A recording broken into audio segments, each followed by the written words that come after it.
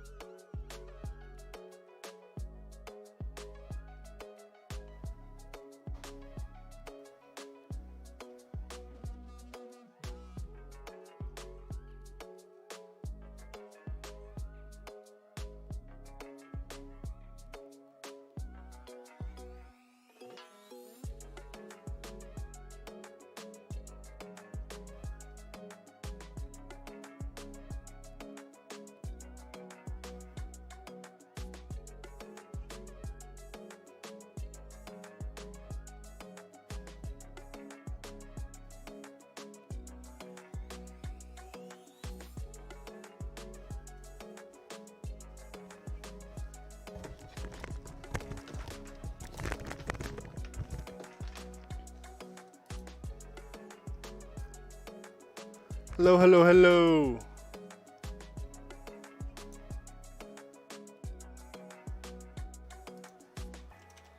Is anyone out there?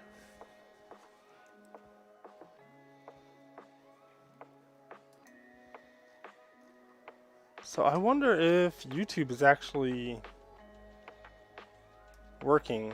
Today I'm testing out Restream, which is a streaming service that allows you to stream to multiple platforms. So we are hopefully live on Twitch and live on YouTube. That's the goal, at least. I'm going to start recording this as well. And you can see we got a multicam setup. So I'm actually going to be unboxing all of the Fanatec gear that you guys see. You've got a CSL DD and all the accoutrements, including the McLaren V2 wheel. So that should be fun. And I'm going to be filming the unboxing, so it's a little bit of an unusual stream. And you guys are going to see what my process is for kind of filming and making the videos that I make. So hopefully that's enjoyable. Never done this before. I see a lot of people do kind of just chatting, building streams, unboxing streams. But yeah. So if you're in the chat, there might be a super long delay. Sorry about that.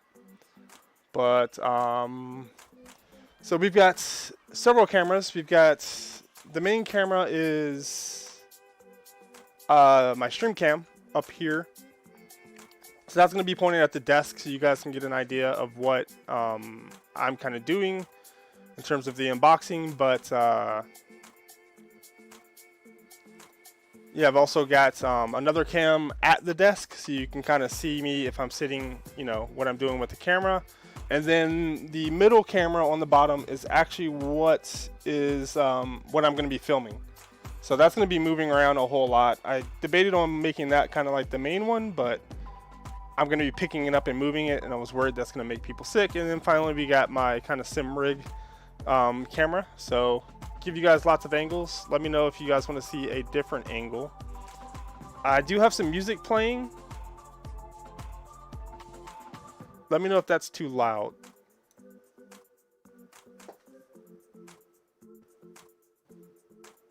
But I'm going to get started in just a second here.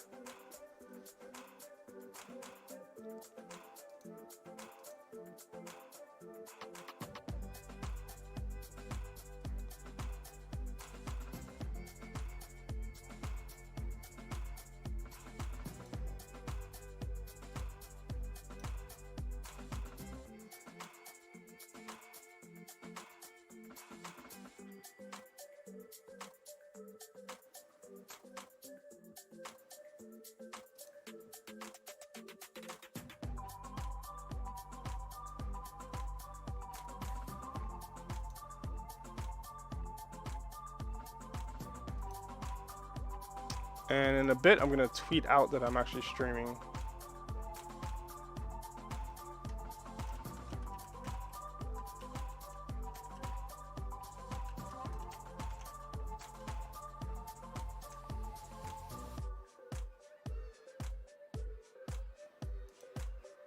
The stream is working on Twitch. I don't think it's working on YouTube.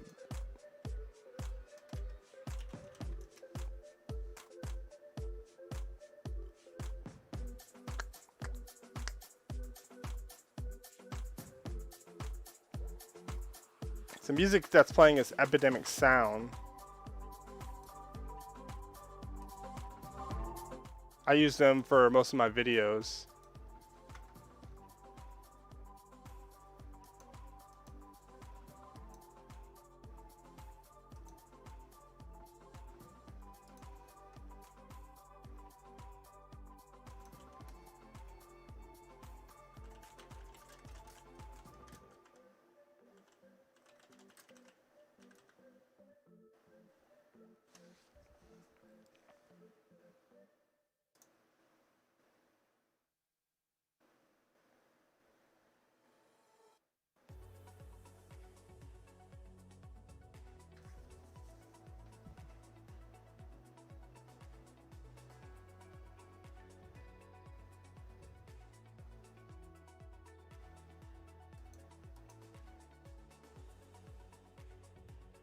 And I guess we'll get started in like 1 second here. I should probably tweet out that I'm streaming.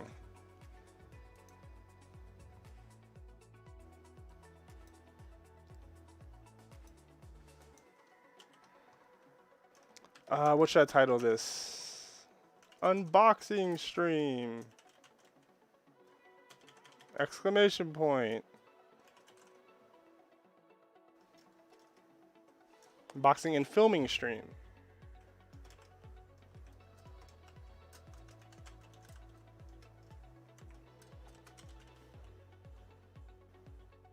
I did not sell the VRS. Hello, is it Vigard? Is that how you pronounce it?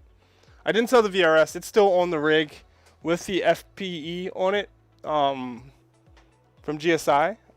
Fanatec actually sent the CSL DD for me to make content on, so that's pretty cool. The first product they've sent out to me to feature in videos, so figured I'd do a chill stream and unbox stuff and just chat with people. I'm going to be doing this anyway, so I figured I might as well kind of like chat with people while I'm doing it.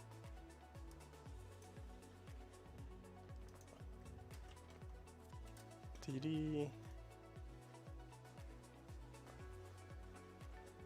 But basically, since I've been mainly focusing on like entry-level entry-level sim racing gear, you know, talking with one of their reps, they wanted somebody who was kind of more used to making videos and content around entry-level stuff like the G29, G923 to talk about the differences between the CSL DD and those entry-level products. So that's kind of going to be what the focus is going to be on. Like, if you're coming from a more entry-level product, how does this, you know, stack up against it? Spoiler alert, it's better.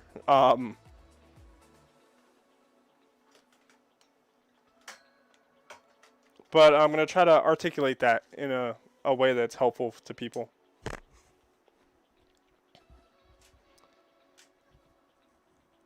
And there goes my sim stream setup being weird, or camera being weird.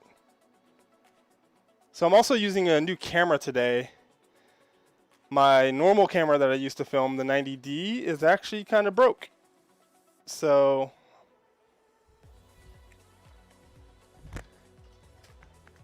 I'm gonna be getting used to this.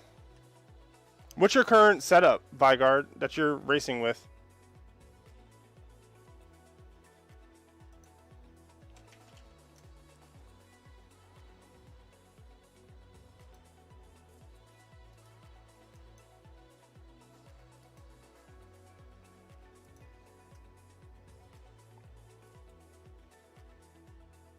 Oh, what setup are you currently racing with?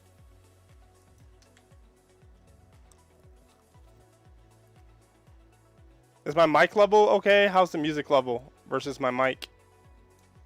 Mic check.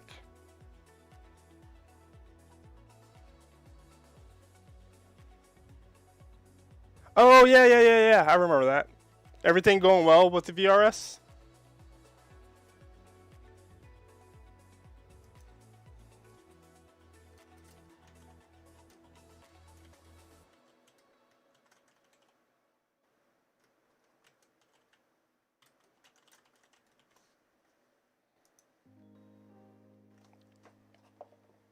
Hey, what's up with Davide? Is it Davide or David? David. He hasn't been streaming as much. Hope he's doing well.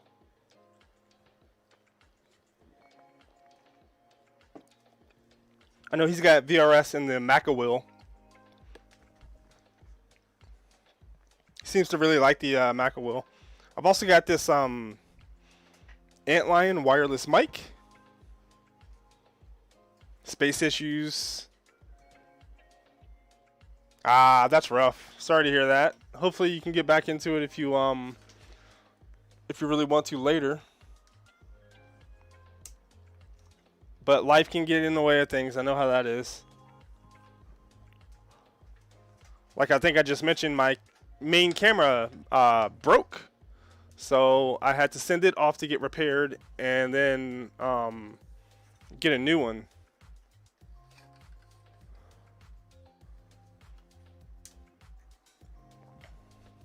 So usually when I film stuff, I kind of just film it all in chronological order. I don't really have a shot list, which you might see a lot of other creators do.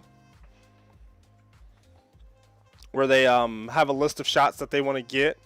For an unboxing, my kind of thing is like your unboxing stuff, right? So just film the unboxing.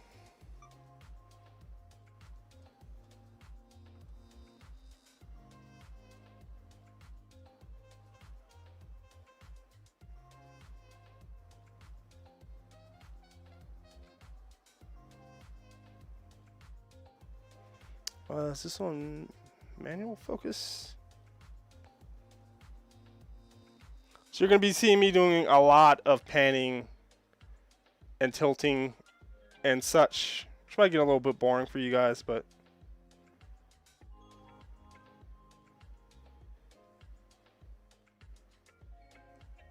oh, I have it in that weird setting. 1 second.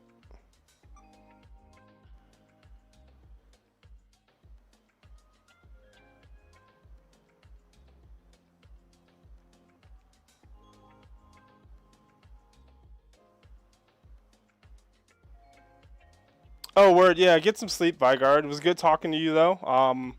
Maybe I'll be able to stream again when you're actually, you know, at a good time for you. I'm hoping to stream a little bit of racing, so. Why you know like to do what I want you to do, camera?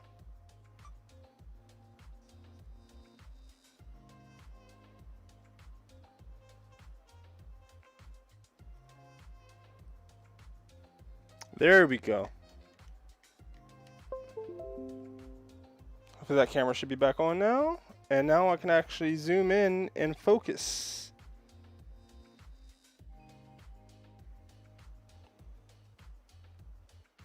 This is the first time I'm going to be kind of broadcasting the process I typically go through in terms of recording and filming stuff. So a lot of this very slow panning for like establishing shots. If you've seen my videos, I typically do like a little bit of a musical intro, just kind of like, you know, to hook people in and do a quick summary of like some of the stuff that's going to be in the video. And so you do a lot of slow, tedious panning shots like this. So let's. The cool thing about box shooting is that you can always do it afterwards. So really, I can skip most of the box shooting and get right into the unboxing. So we'll start with the DD itself. I do have the desk clamp. I have got the boost kit and the regular kit. So this is the box for the boost kit. Pretty indescript. Also have a Fanatec podium hub. I actually bought this myself so that I could use some non-Fanatec wheels on the CSL DD and get an impression of what that's going to be like.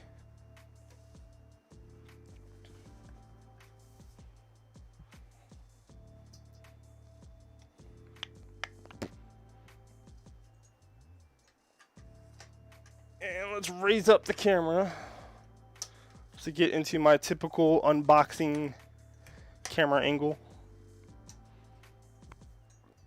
One really big difference with this camera is that the crop on it is a lot closer in than my usual camera, which is a 90D.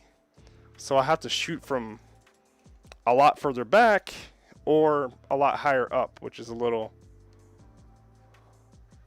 less than ideal. Just makes everything a little bit more difficult.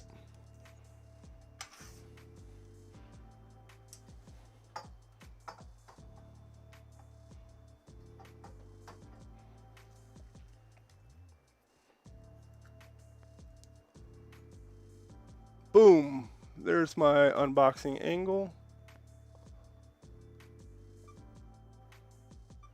Zoom in and focus. Might have to move my light once we get the box kind of open.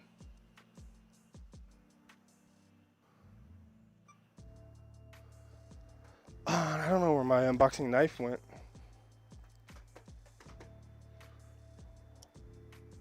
We check stream quality and such.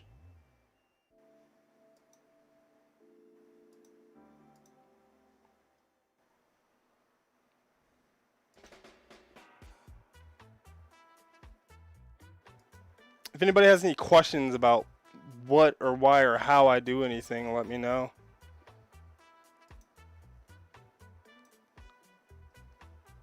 Music isn't bad. Again, I don't know what the levels are like for you guys. Yes, Kira, send the print to Octoprint.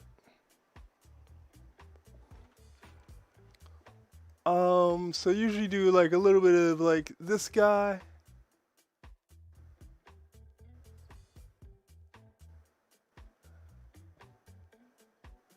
To establish some space. And then lock off the tripod so it doesn't move. And actually it doesn't look like there's any tape or anything. Oh, that's kind of hard for me to see.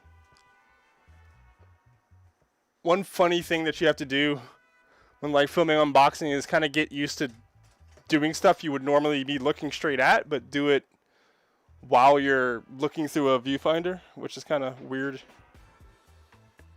The things we do for YouTube.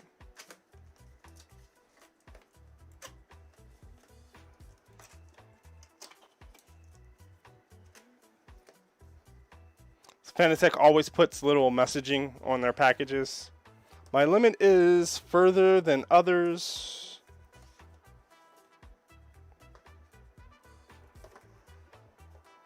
Got the manual.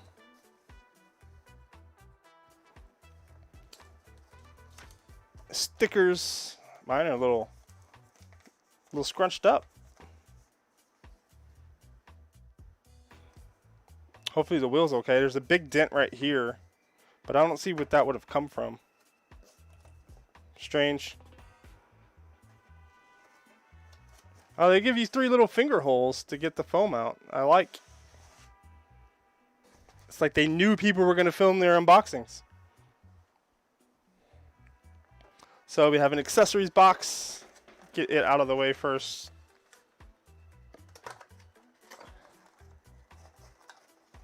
In it, we have 4 T-nuts for mounting. And a USB cable.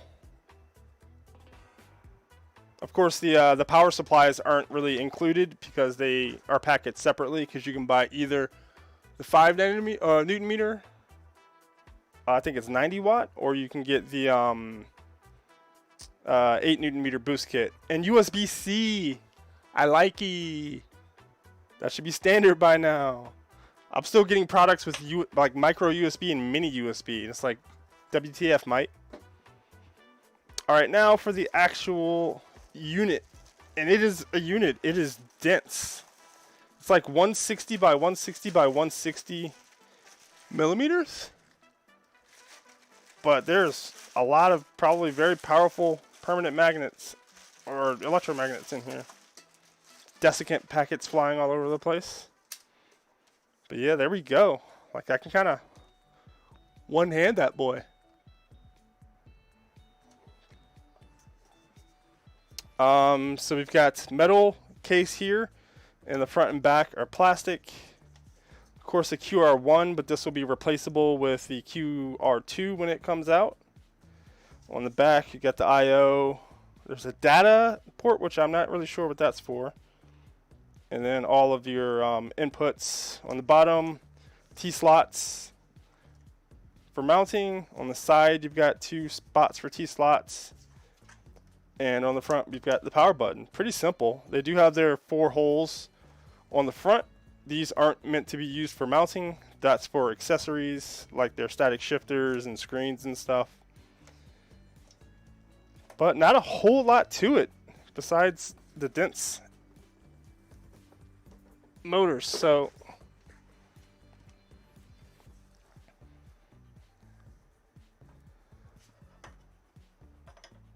get the desk a little prettier so we can I need to stop filming actually.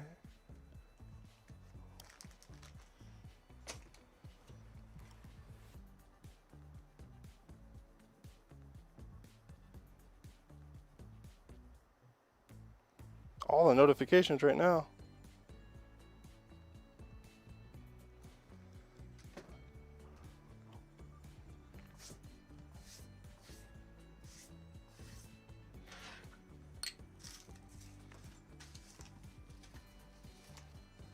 dun, dun, dun.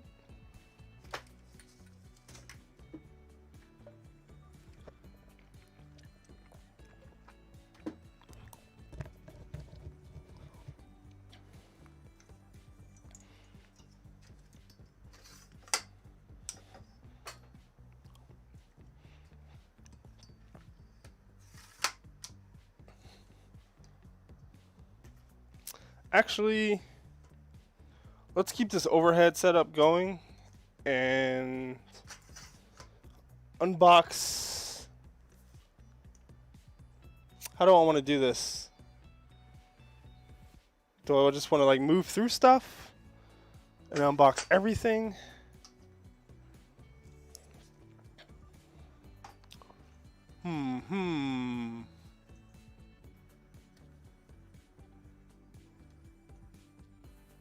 This thing is like jet black, which is kind of not great for filming. Let's get some B-roll of this guy.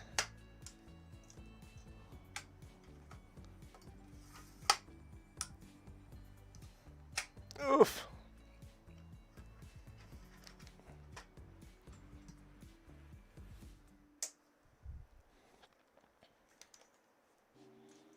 All these wires sticking out of the camera. I have to like be careful to make sure I don't jack up any ports. Sorry about the craziness of the other camera. I don't think this is working and it's going live to YouTube like it says it is. Because I go to my videos page and it doesn't show me as being live. Restream, you liar. Use a goddamn liar. Yeah, it says 0 viewers.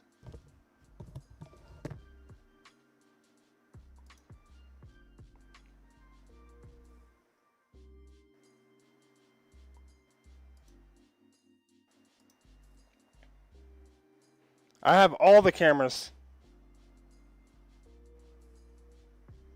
Just no viewers. My friends were like, damn, you got 4 cameras set up. Give you all the angles. And you want to know what's really nice? I've got a motorized desk now. I can just pop stuff into view.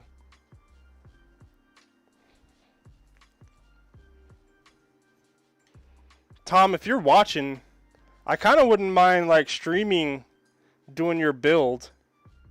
I don't know how much of it you wanted to do yourself. Or if you're just fine with it like getting done somehow. You don't really care. What's up, Tom? Cheese on cheese.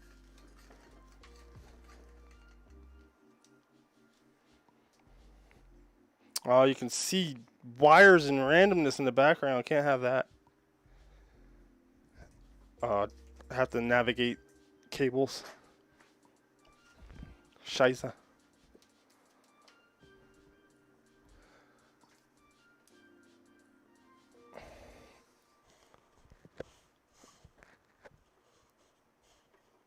This cable. Pull up this LED. Let's see if you can get a little bit more blue in this joint.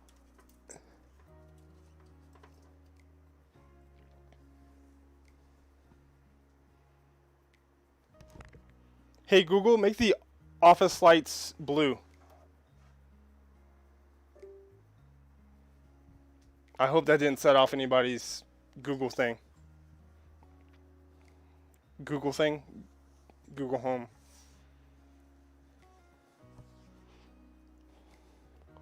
Cool, yeah, if you don't mind, I don't mind just building the whole damn thing. I haven't done any PC building content in quite a while.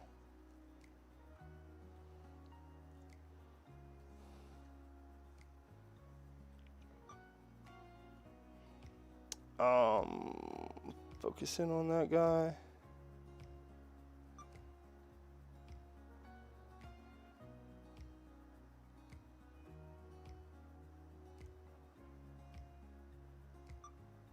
I have a touch screen on my new camera, which is kind of nice. Not used to that.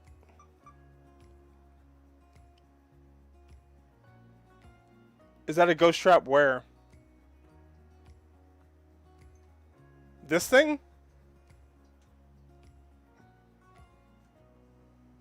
That's a sim racing wheel. Came out of... Ow, I got a cramp on my foot. This box.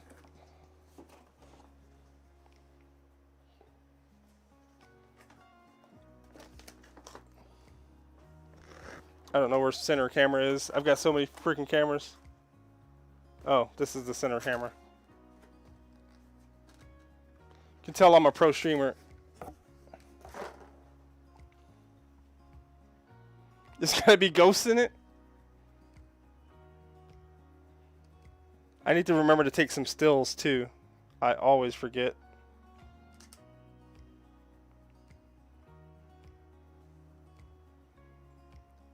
Thanks. I was thinking it would be cool if you had a camera set up similar, maybe not for the whole stream, but like for parts of it, so people can see what you're doing, see your screen, like have 3 along the bottom or something like that.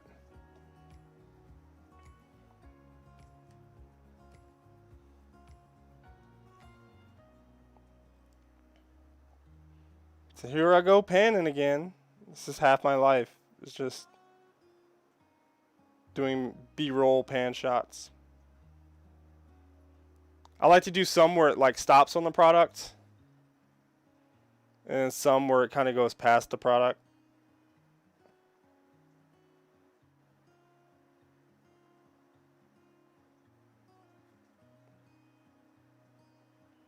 I have no idea how long the chat delay is. I think since I'm using this Restream program to stream to multiple platforms, I think it might be longer. Have you heard of Restream, Michael?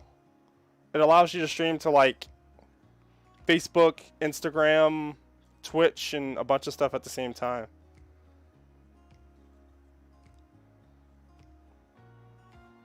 Let's get that slow, sexy B-roll. Roll that beautiful bean footage. Yeah, like I obviously have like 16,000 subscribers on YouTube, but I've been trying to get into Twitch because I think Twitch is a little bit better for like sim racing content, but you know, it's hard to get noticed on Twitch if most of your audience is on YouTube. So I don't think that this is working though. It's supposed to be on YouTube, but it doesn't show me as being live on YouTube. So don't know what's up with that.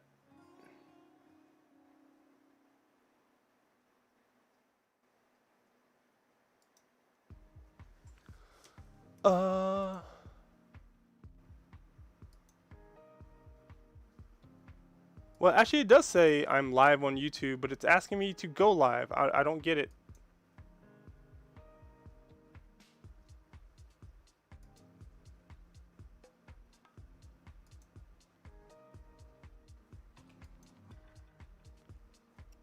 Oh, it's not public on YouTube. It doesn't automatically pick. Okay, so I just put it live on YouTube as well. I'm gonna throw it in the chat, a link to it. Can anybody hop over there and tell me if it's like looking good and stuff and such? If it's like look. Oh, okay, it's working for me. Maybe I'll get more people in here. What's up, Chris? Chris, I still have that bag of Evan's stuff I need to take over there. What shots will I want? Well, let's get a shot with the motorized desk. Oh, make sure I'm not like blocking my light. Oh, wrong way.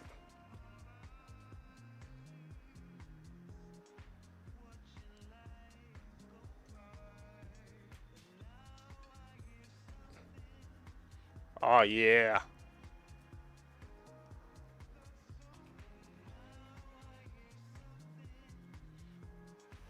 Oof.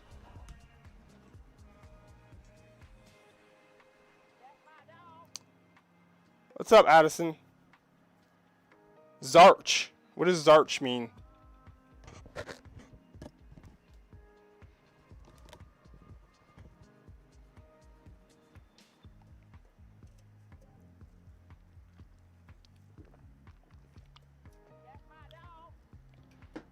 Oh, I forgot I have those notifications on.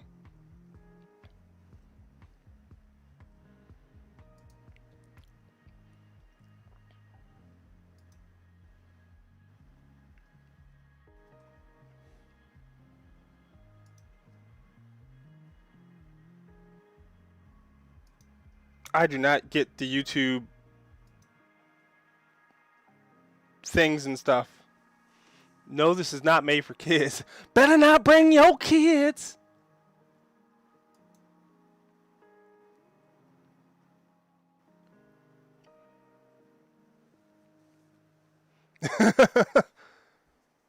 Thank you for following Cheese on Cheese. Tom, you weren't following me? I'm upset.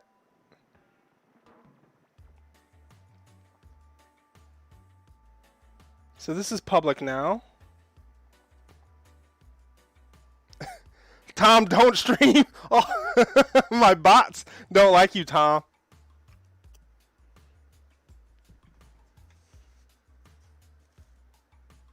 What looks best? This way? Oh, there's a little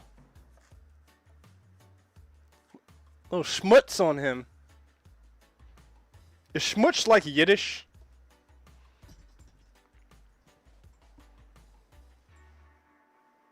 Apparently I have a rule set up that said you can't use all caps, but I think it's just like a generic rule that I didn't actually put in there. Alright, having a motorized desk is kind of cool. Kind of cool.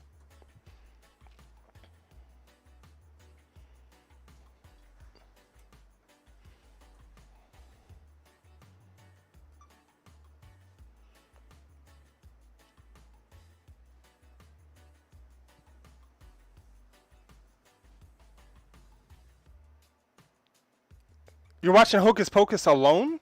I want to watch Hocus Pocus.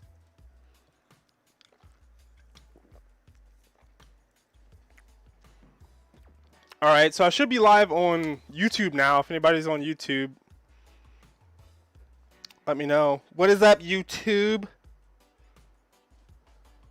What do I need to focus on here?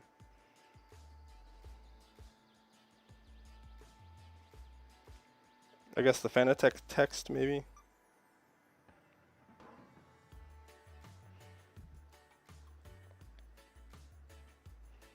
Get that shallow depth of field. Take some photos. So yeah, when you guys are having fun and doing cool stuff, this is what I'm usually doing. Just sitting here freaking...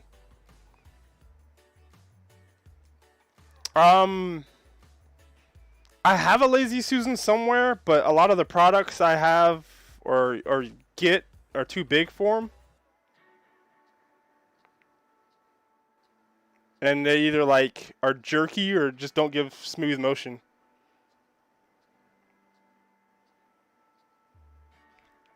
Yeah, I saw you said you booked your trip for Salem, Michael.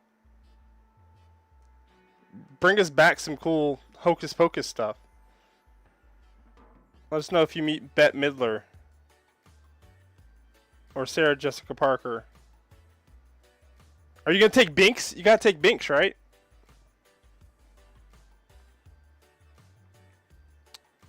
No, your cat's name is your cat's name Sarge.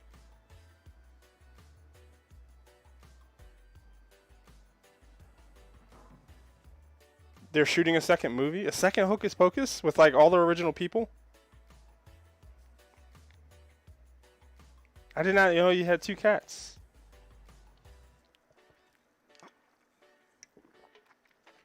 Thackeray Binks.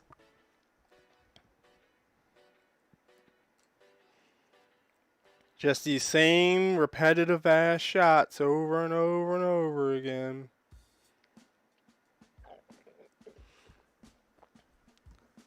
But I gotta give the people the sexy B-roll.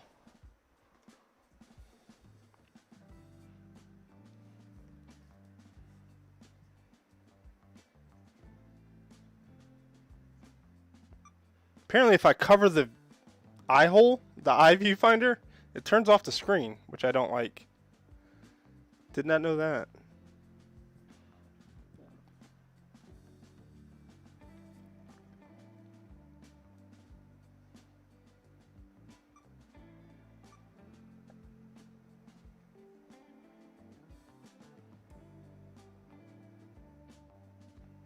How bad is the chat delay, if you guys can tell?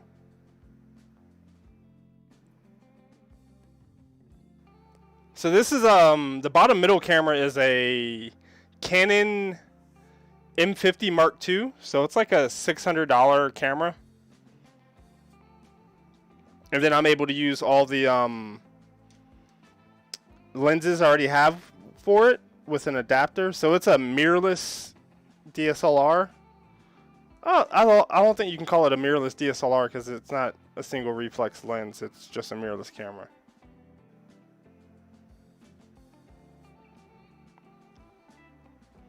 All right, let's get the sticker off.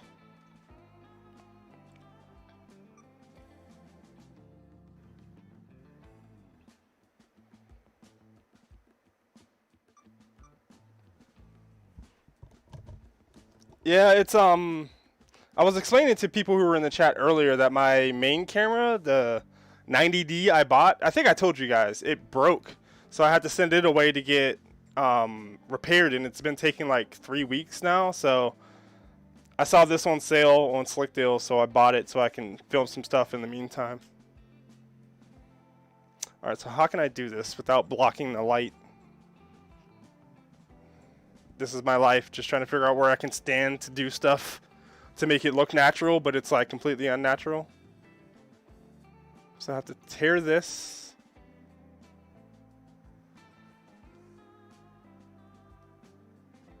And not block the camera. Alright, let's see. Remove here.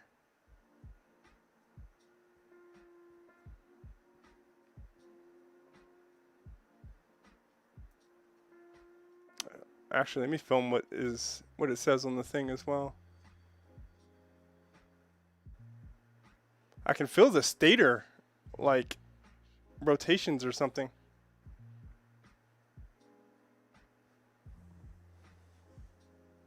I'm blocking the light from one angle, blocking the camera from another angle.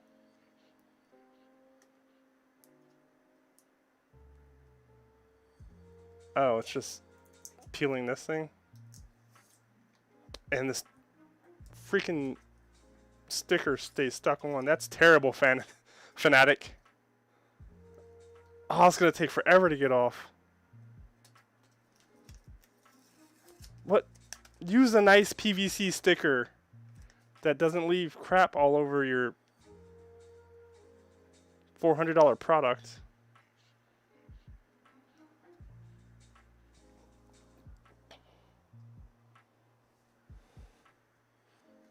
Yeah, it wasn't ideal having like the camera break right as all this stuff was coming, but I just threw the second camera on my credit card and I'll pay it off over the next couple months. Availability for cameras has actually been really, really bad. Like, I considered buying just a second version of that 90D I already have, but God, this is terrible. I hate peeling stuff off like this.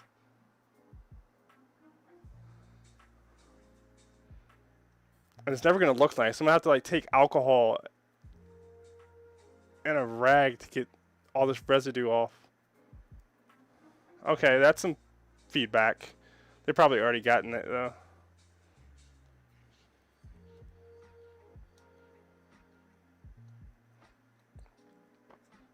So I've been told the name of the company is supposed to be pronounced Fanatec and not Fanatec. And every time I've said it in videos, I've said Fanatec.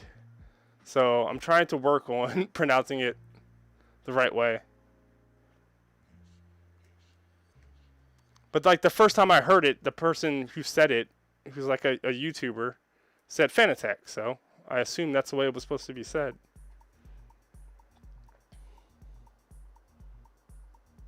I think it's a chip shortage plus how do you say, like, just overall logistical, like they can't get stuff shipped to where they need it to, and everybody's manufacturing is down.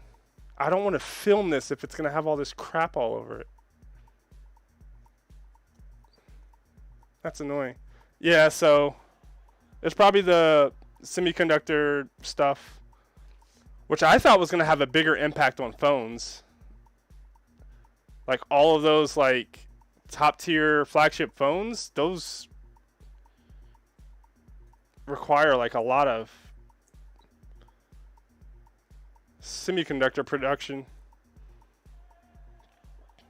I wonder if the yields on those have been as high as normal. Yeah, I'm gonna grab some rubbing alcohol. Some of Tom's booze. Not really, but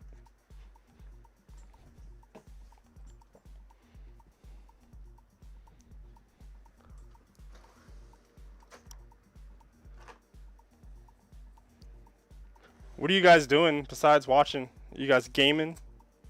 Working on stuff?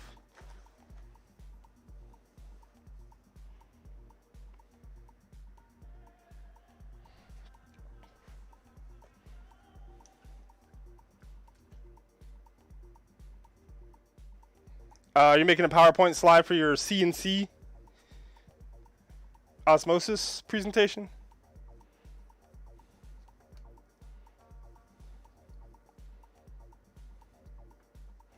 Well, it came off pretty easy with rubbing alcohol, so after having to scrape a bunch of it.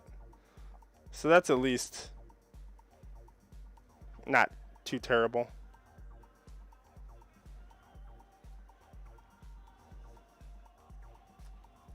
Now I have all this crap all over my desk.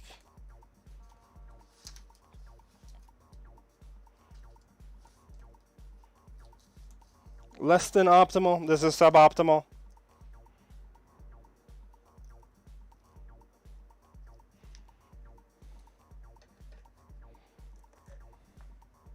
How can you guys hear the music? The chill, just chatting beats?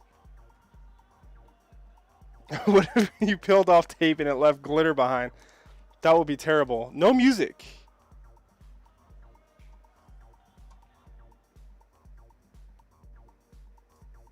I'll turn it up a little bit.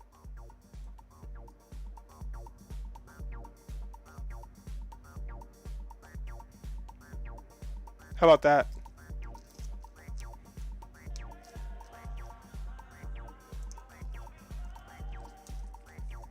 Yeah, that's good.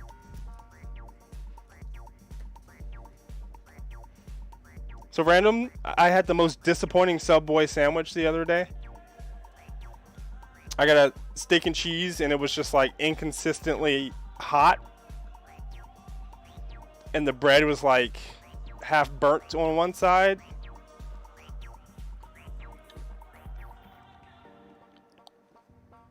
I mean, it's not like I expect, you know. You don't go to Subway because you're just like, I want the best food I can find right now. You're just kind of like, oh, I need to eat. Subway's right across the street. Make me a sandwich.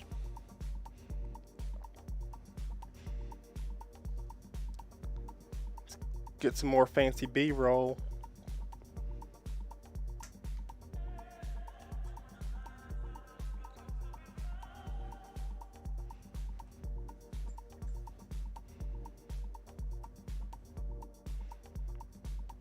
This is called a focus pull in the biz.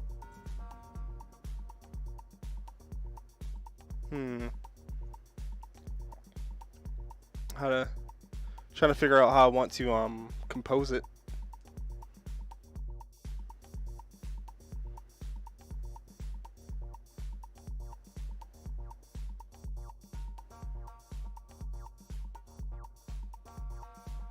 Get some sweet bokeh in the background.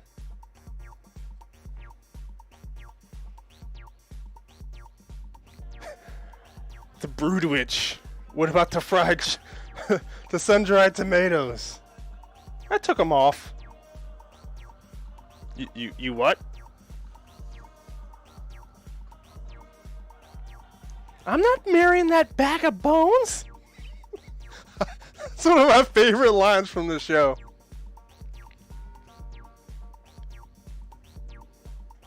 Like, we have Rick and Morty now, but there's something that, like, I feel like we're missing that Aqua Teen provided that we just don't have.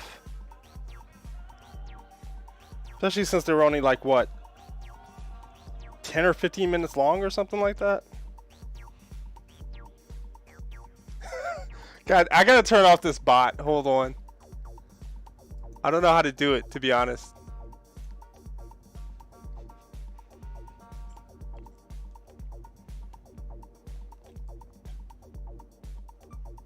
I'm not marrying this bag of bones. And the dude's talking about their skulls collections and their wife's not letting them.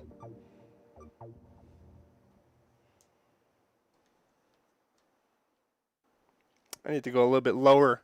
Make it look like more of a hero shot. Oh, I don't have to. I can just move the desk. Amazing.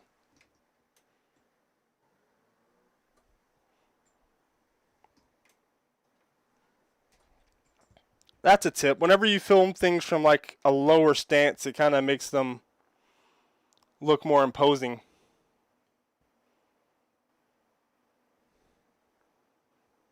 Yeah, Streamlabs, I like the alerts, but it is kind of like tedious. I have to be logged into, especially because I'm streaming on 2 platforms right now. I have to be logged into Restream, Twitch, YouTube, and Streamlabs.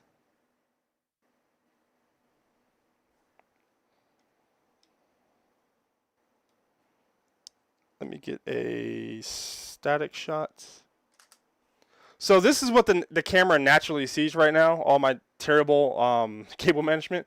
But when I put it into video mode, that's how much it crops in. Or, yeah, that's how much it crops in. How crazy is that?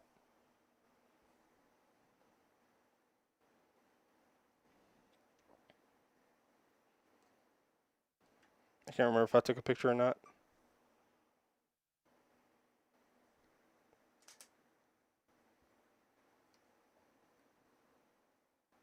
It's kind of annoying.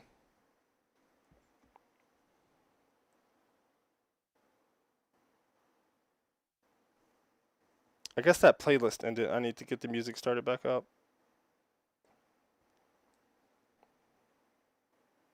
Half the stuff I have on my desk is just so it looks kind of cool when I'm taking B-roll. It's like I don't use that PlayStation 4.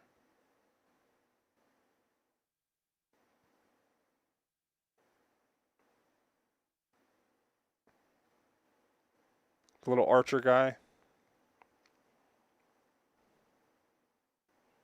Alright, we'll do one with the camera.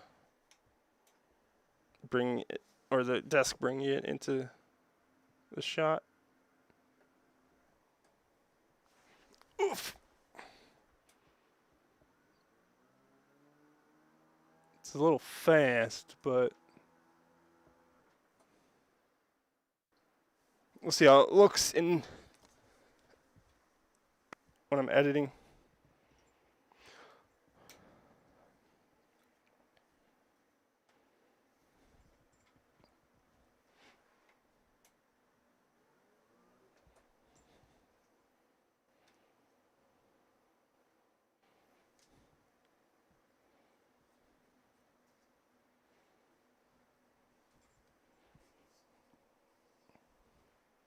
It's been raining for like hours. Maybe the office will flood again.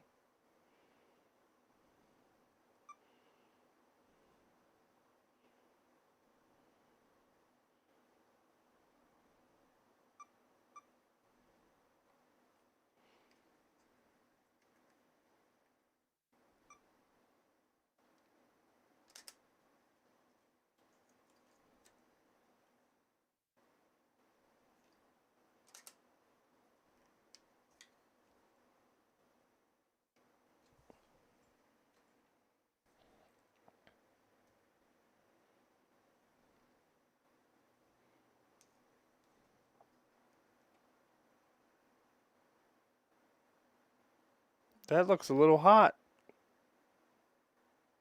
I mean, like, too bright.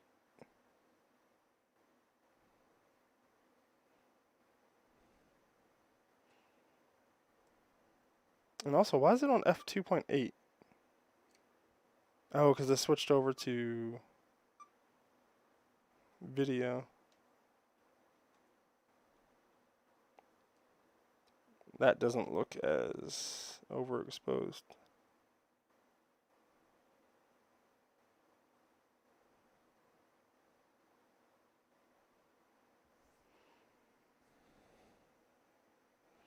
So I'm trying to figure out what I want to do next. I guess I can unbox the desk clamp so I can actually start to get it set up. Well, yeah, we'll just continue unboxing a bunch of stuff.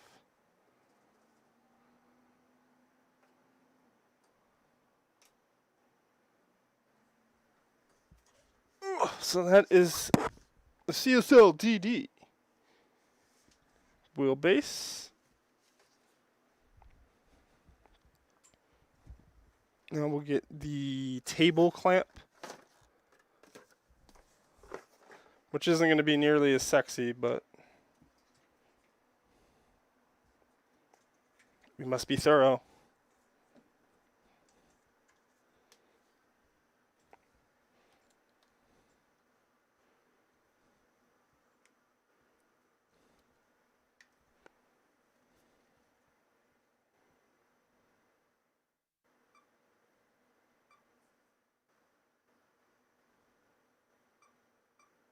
No, back out.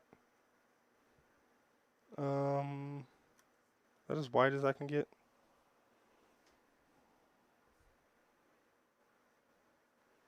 Tom, when you present stuff, what are you gonna like focus on? Do you think it's gonna be like kind of hard considering most people won't be there? That's too dark.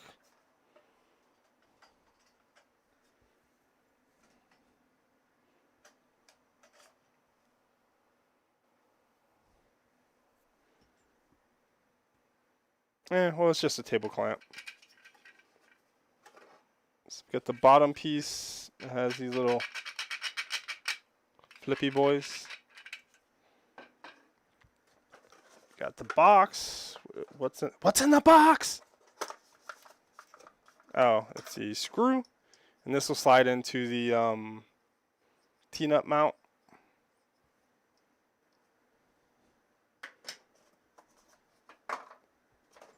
And then the largest portion of it, nicely branded. And then you got this knobby boy.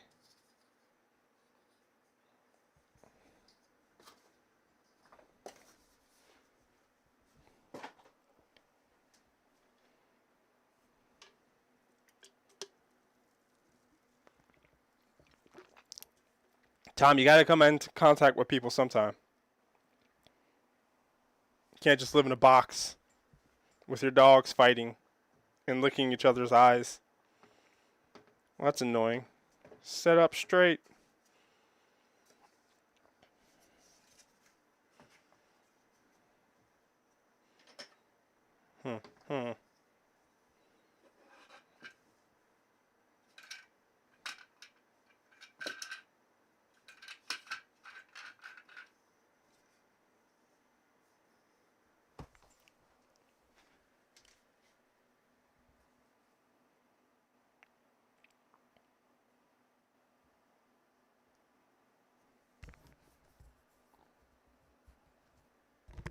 I saw something about the arcade having wait. Are you talking about the new arcade place?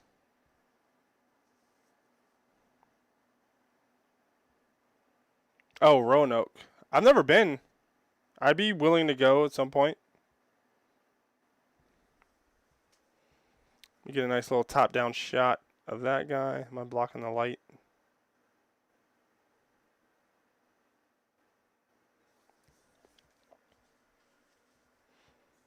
Oh, I forgot to stop filming. I'm going to have so much extra unnecessary data.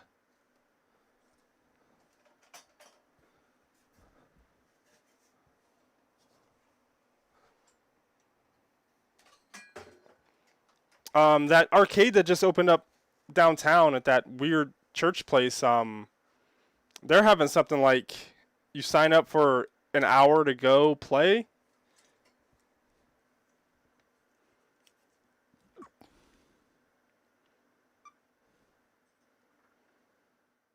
So I don't know if it's like a soft opening and they just don't want to have too many people in there.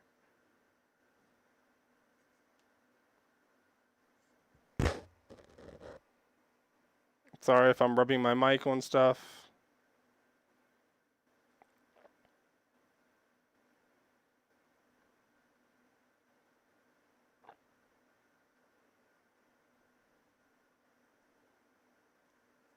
All right. So now we got to plan out how we want to film.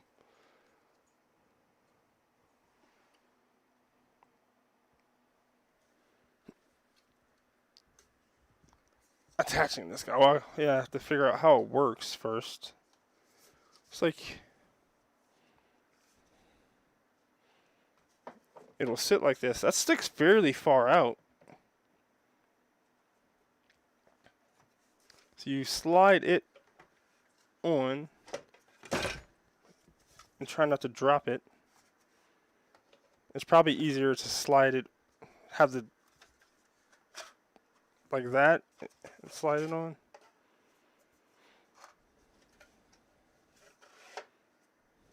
Yeah, but first you have to put this guy in.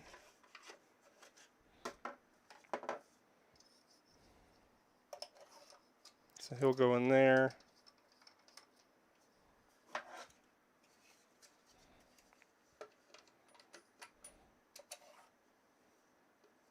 So I guess you do like that.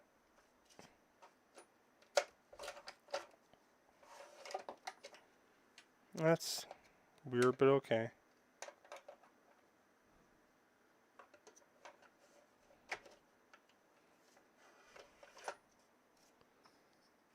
And then this guy goes on here and pivots. You just screw into him.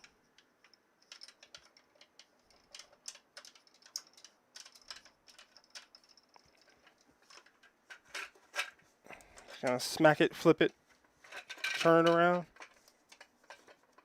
That doesn't feel like it's in all the way.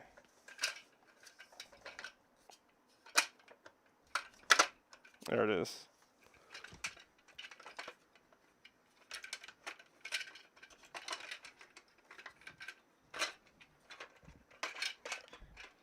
They have a video on how to do this and I haven't watched it.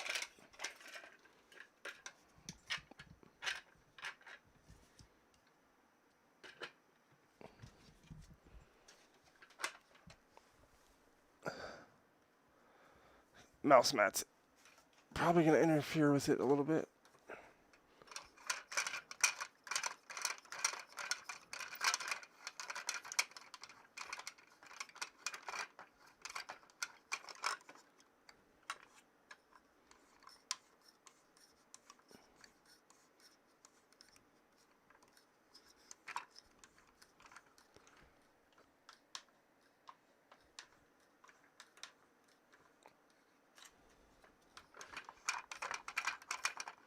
So it's kind of funny. I remember where the old Starbucks is.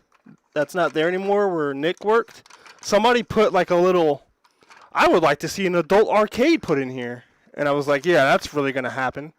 But then later on, they opened up an adult arcade somewhere. Not in that spot. That spot has to be like $6,000 a month of rent.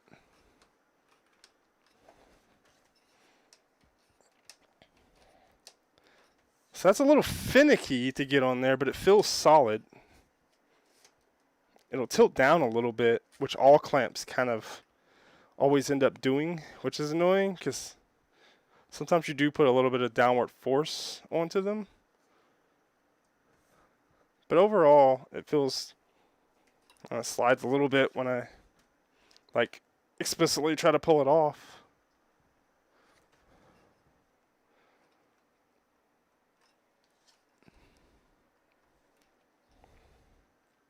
I don't know what's going to go in that Starbucks. Like, if Starbucks can't afford it, it's too, like, expensive.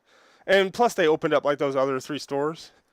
But if a Starbucks can't survive there, what in the world is going to be able to afford that rent and like be able to thrive there? It doesn't make any sense to me. Oh, I do have this clamp to help tighten it down as much as possible. I mean, that's pretty solid. My desk is moving a ton. All right, so now I need to figure out how to film all that.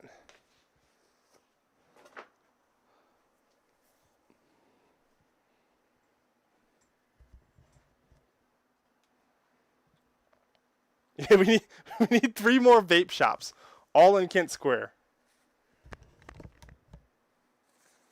I need to blow my nose, and I don't want you guys to have to listen to it.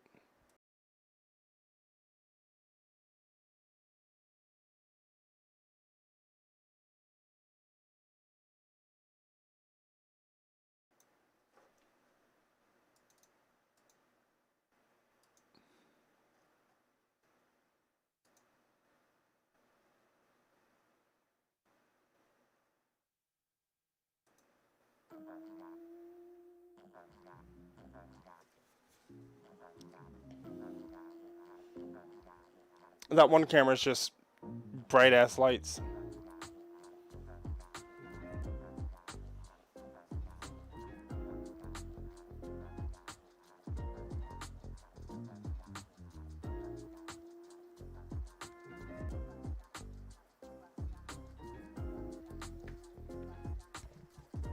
Yeah, I don't know. I think all the places are just like, can you afford the rent for 6 months before you close? Okay, well, let's just make some money off of you. We don't think you're going to last, but whatevs. Ooh, that blue light looks good reflecting off them pedals. Since I have it mounted, let me get some B-roll of it mounted.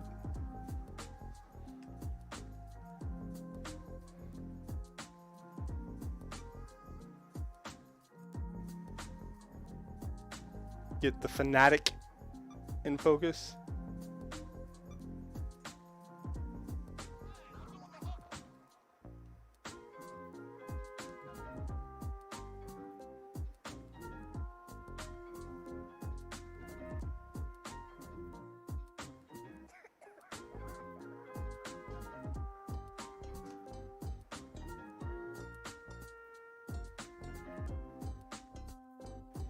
Crap, my audio interface is bumping into this light and moving the light.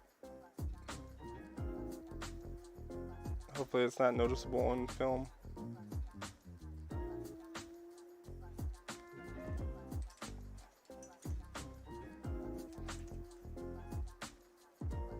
Let me get it. A picture.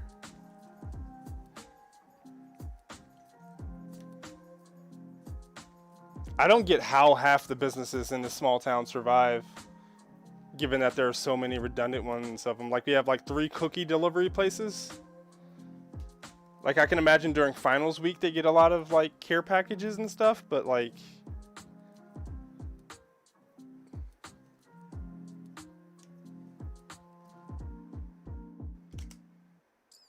people ordering a $75 cookie cake once a semester.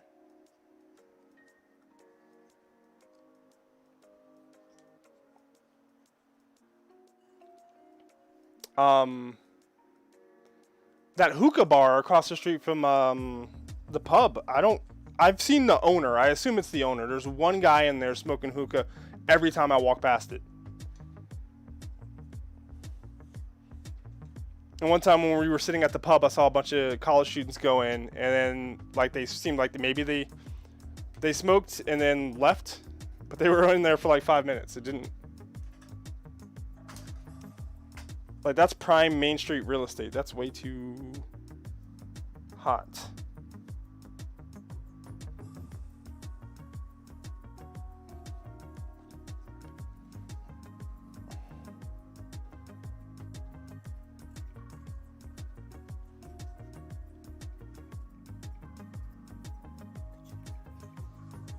Yeah, it's just a front for what, though? What are they selling? The drugs? Oh, no, I can raise the desk. Stop being a noob, Brian.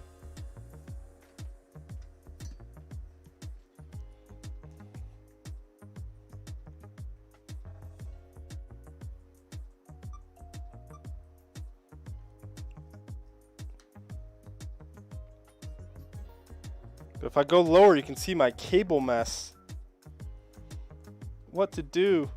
Wacky tobacco. But I mean, even that's going to be like mostly legal now. So if a storefront, so say a business is a front for selling weed, like it's going to be legal. So unless they're lacing it with some weird stuff, I don't know.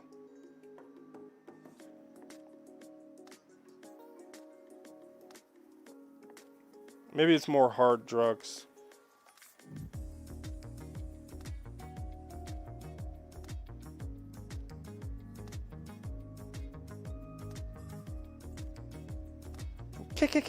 Cocaine.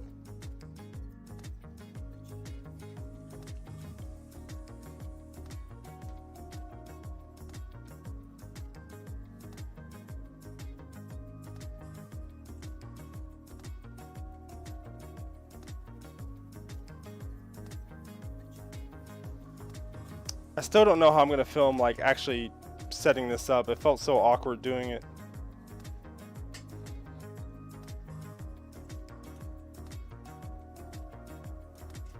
What?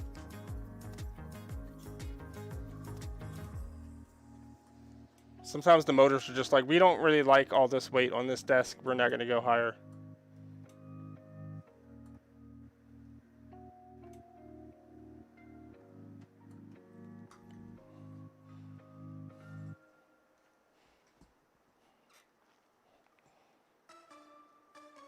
Oh, that looks awful. Everything looks awful. Is it any better from over here? Nope.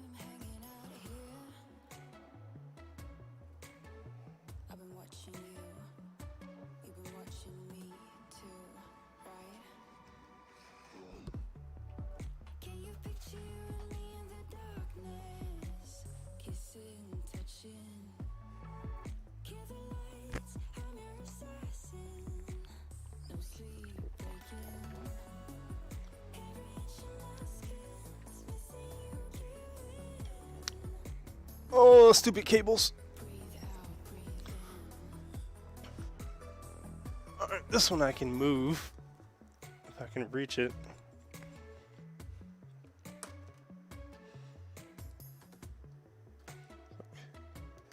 Both of those drop.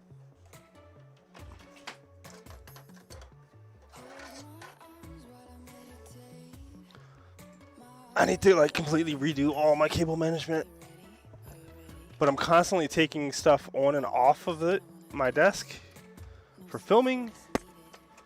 It's kind of a pain in the ass. The things I do for the YouTubes. The controller fell down here.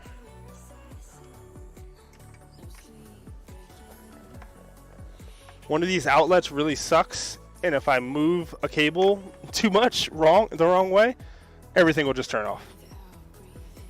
So that's fun.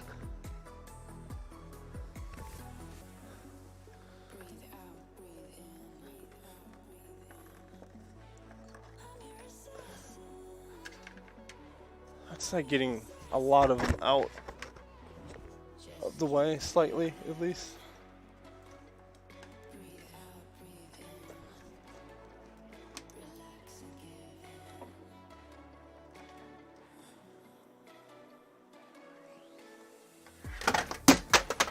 That can happen too.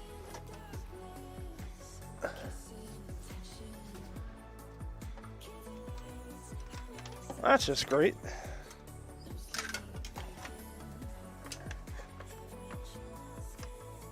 Oof.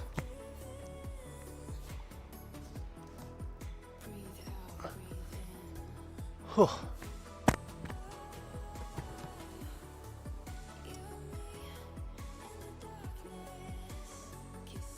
So I got a bunch of these things, which are like the 6 outlet converters, and they've got like a little peg on the back so that it helps hold it in a little bit better. So I've been putting those on all of my shitty outlets because this house is full of them.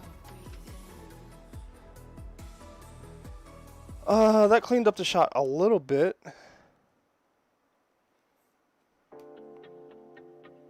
It's not perfect, but I spend 20 minutes doing shit like that and people just won't even notice in the video.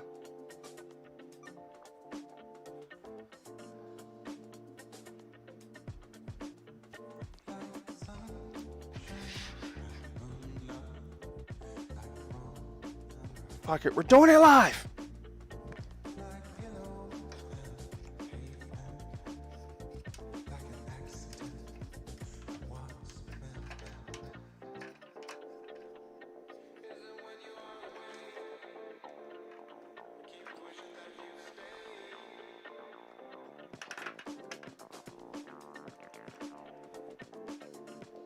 How does that look on camera?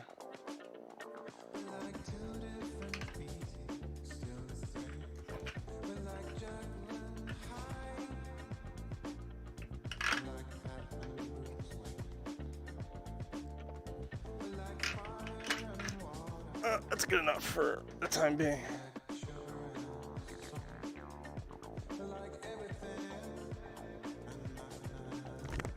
Ouch.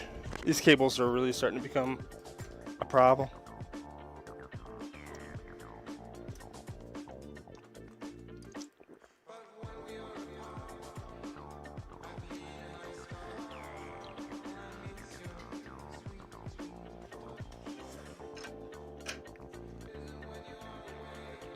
Sometimes I film me like disassembling stuff, and then I just flip the footage, reverse it in post, because it can be really hard and somewhat janky to. It's usually easier to film stuff like disassembling stuff than to assemble stuff. Hashtag YouTube tricks.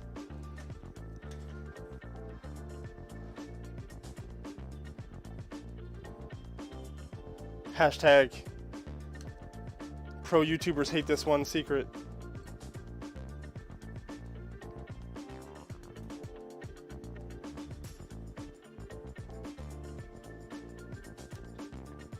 God, everything is just jet black and it's so hard to freaking light.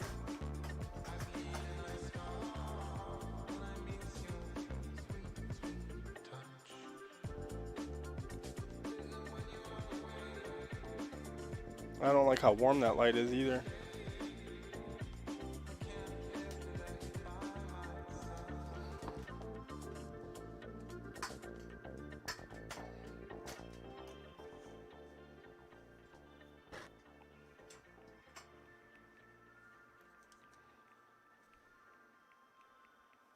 I need to go higher or lower with the desk.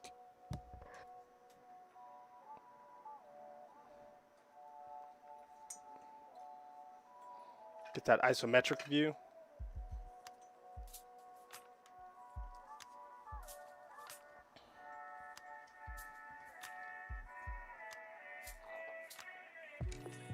Put the thing down, flipping it.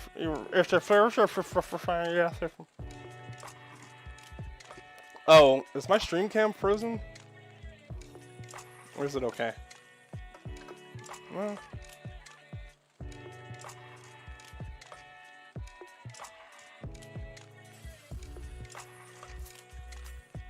Okay. On the preview, it's not moving. I don't know what's up with that. What should be in focus here? Oh, let me turn up the aperture so more is in focus. Turn up the ISO a little bit.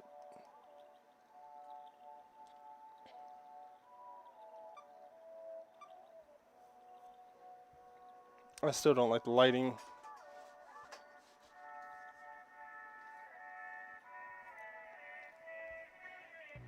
I use regular OBS Studio, I guess. I know Streamlabs integrates a lot of their stuff into OBS Streamlabs or Streamlabs OBS. So that's probably nice if you rely on a lot of the Streamlabs stuff.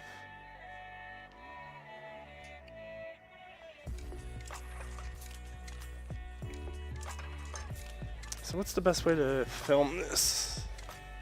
Will it just slide in? Yeah, it kind of does.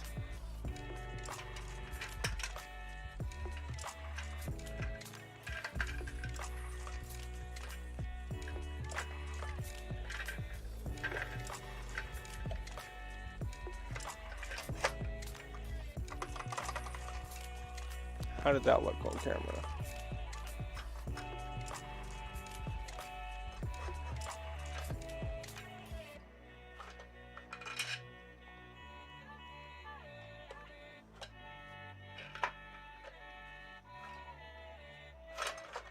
I need the mouse mat so this doesn't slide around. And so hopefully don't scratch it up.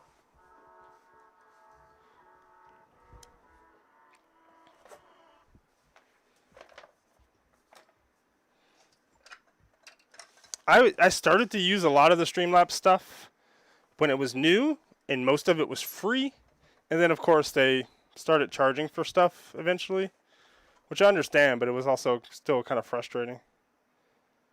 It's like they get you hooked on it. They get you wanting to use their stuff, provide some initial value to you, and then maybe not bait and switch, but they do kind of draw you in and then get you paying for stuff.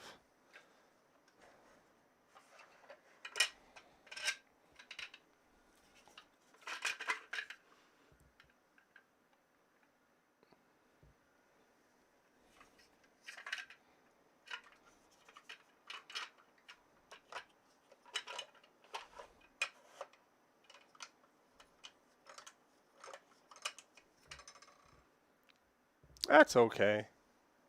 Looking. And maybe I can get an angle down here.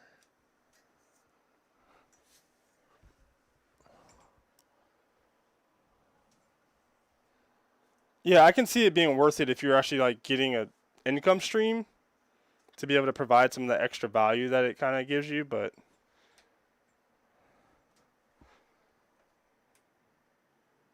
for just a nobody dork like me,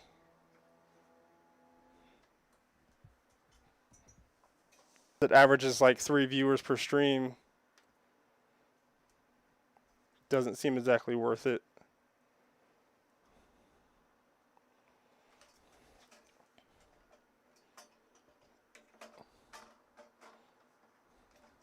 It's like only $39 a month. It's like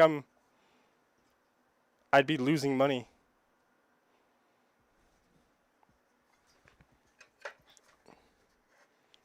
Can you see in there? Why are you upside down?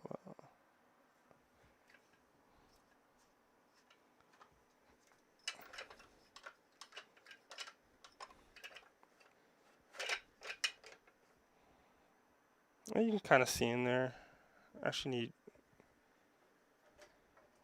Aziz light.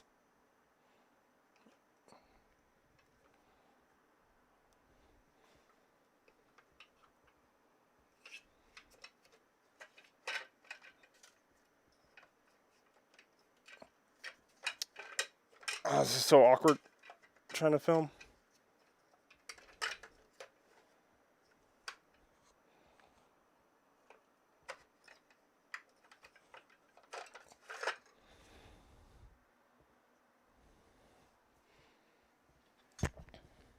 All right, I'm gonna run to the bathroom. BRB.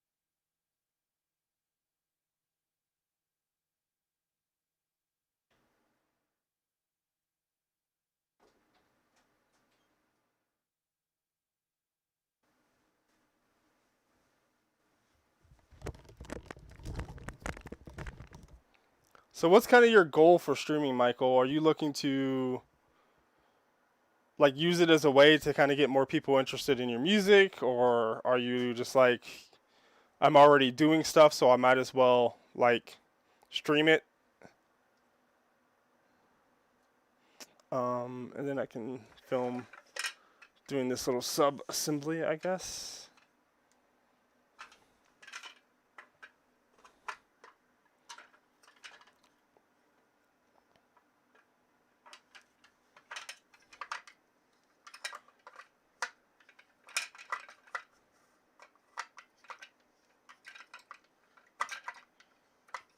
Like really, I don't think I need to go to too much effort to show how to do this because Fanatec already did a pretty extensive video.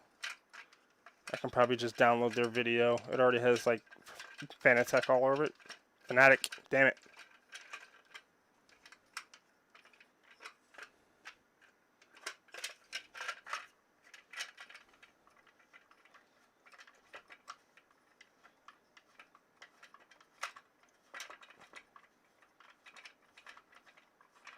This is a long ass thread.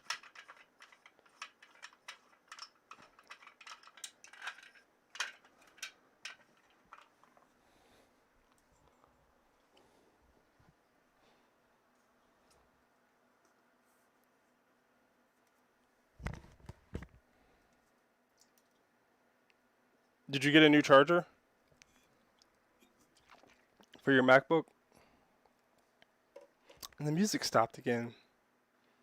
I really wish they had just like a nice long playlist.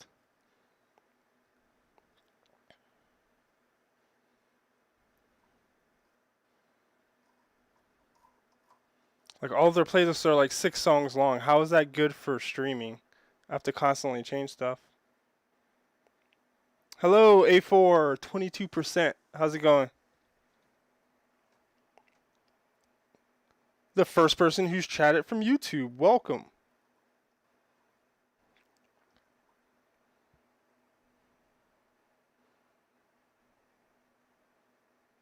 Do you get a lot of random viewers in your streams, Michael? Or is it mostly just like friends right now? Gaming. Yeah, a couple times I've just been streaming like either iRacing or something and people hop in and they're like, I just randomly saw you, decided to join the stream.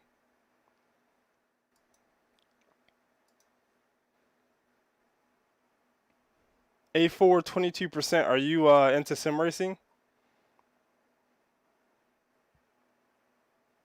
I've been seeing a lot of people playing gas station simulator. I'm unboxing a complete Fanatec Sim Racing set. So right now we are unboxing and showing how to do the mounting. So this is the Fanatec CSL DD. It is a $350 direct drive sim racing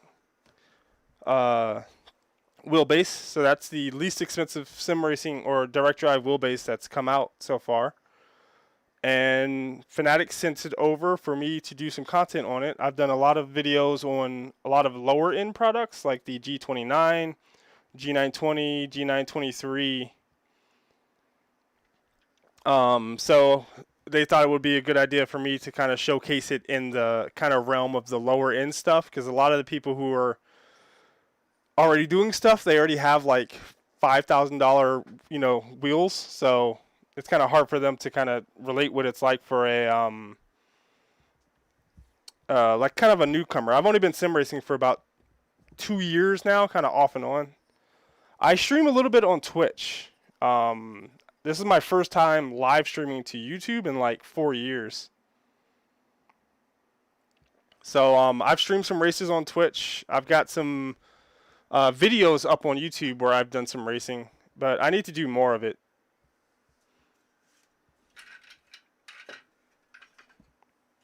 All right, so how do I film the rest of this assembly process? Is there any type of stuff that you would want to see specifically? like a category of racing, a type of car.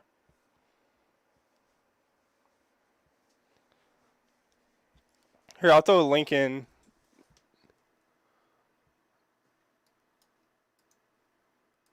To my Twitch stream. I mean, if more people kind of show up for YouTube, I wouldn't mind streaming on YouTube. It's just wherever, you know, that's what I'm streaming to both YouTube and Twitch right now, so I guess kind of whichever one people kind of gravitate to or show up the most, that's where I'll likely be streaming. Cool. Yeah, I've been doing a lot of Mazda racing, which are these Mazda Miatas essentially, and they're kind of slower cars, but the racing is really intense and close. And then I've been doing like GT3 cars, which are like the Ferrari 488 GT3. So my sim rig, you can kind of see, well, you can't see it behind me because the lights are too damn bright. But maybe if I turn one of the lights around, this behind me in the bottom left is my sim rig. So it's pretty nice, if I do say so myself. So eventually I'll be putting this wheelbase over here on the sim rig.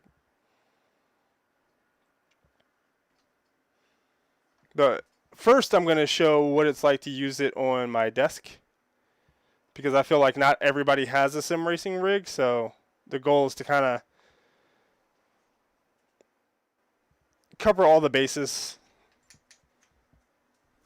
Like, I didn't start out with the sim racing rig. I raced at my desk for like 6 months.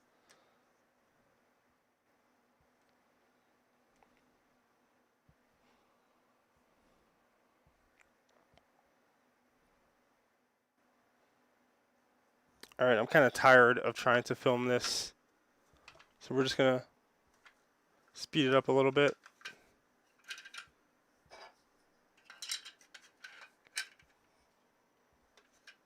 And you thread it,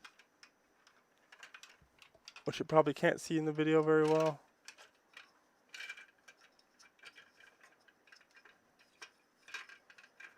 And then we're gonna pretend like it's kind of one continuous thing, but it's not.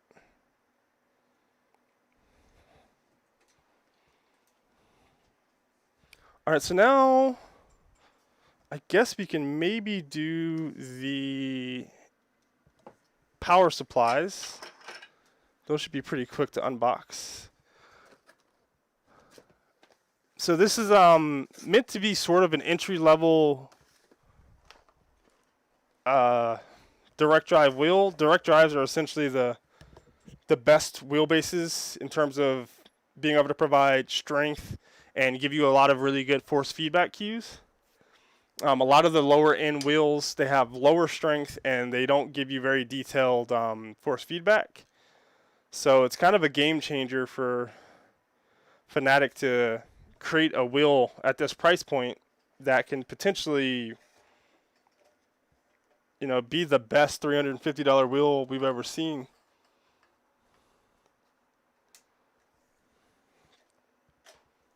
But you don't have to have a $350 wheelbase. I started out on a G29, which is a $250 wheel, and you get wheel pedals and a wheel rim. With the Fanatec, you only get just the base for $350, and then you have to get the rest of your setup. So I can kind of show these side to side. Let's unbox both of these at the same time.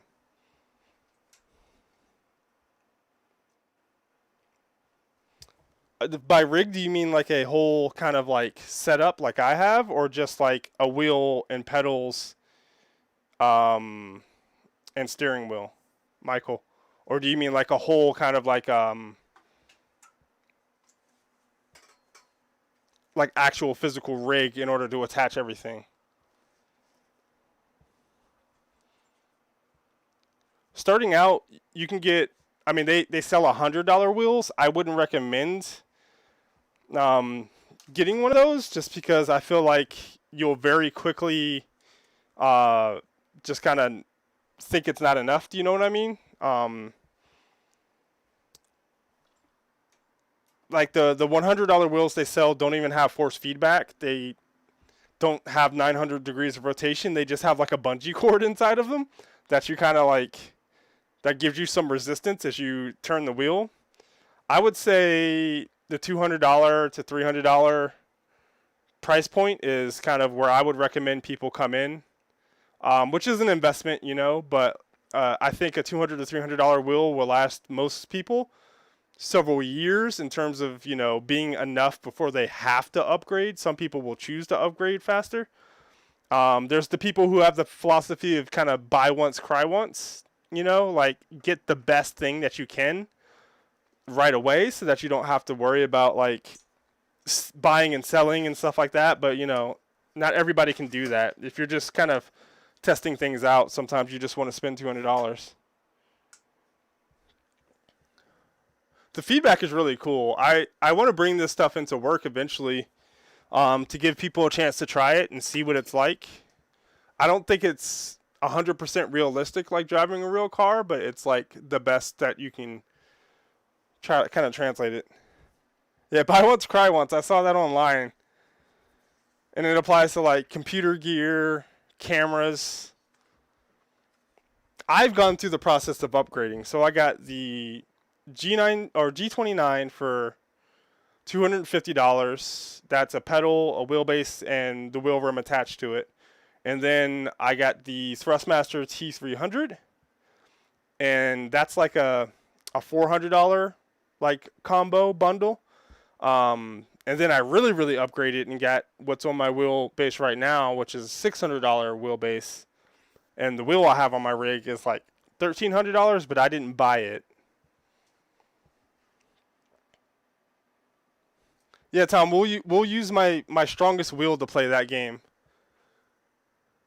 And it'll break somebody's arms.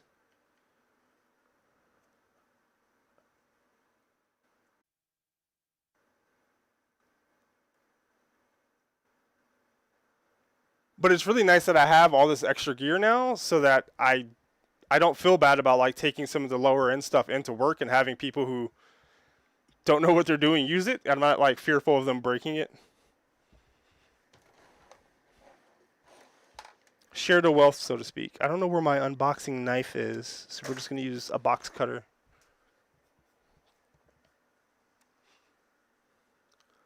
All right, the standard PSU is 90 watt, and it provides 5 Newton meters of force. So Newton meters is a measurement of force, so it's how much torque the motor can put out. And you can see it's a very small brick. And so if you buy the standard edition of the wheel for $350, it comes with this guy. And that gives you 5 Newton meters. So 5 Newton meters is about twice as much as what's the, like 2.5 times as much as what the Logitech G920 puts out. So it's still an improvement over those. And then you can also upgrade to the boost kit anytime. You know, you can buy it immediately, or you can, you know, use the 5 Newton meter one and then upgrade if you want. The boost kit provides 8 Newton meters of torque. So another 3 Newton meters, or like, what is that, like 75% more? Oh, so it's a box in a box, girl. Gotta love it when they do that. If there's another box inside of this and they're just trolling me. Okay, so it's just foam and this big honkin' chonky PSU. I hope my head's not in the shot.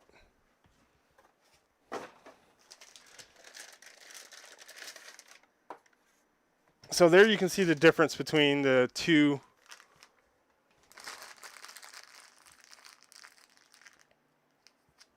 Thank you for the follow.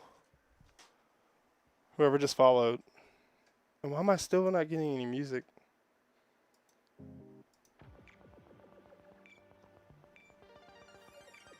Does anybody use Epidemic Sound? I run followed. Thank you. And welcome.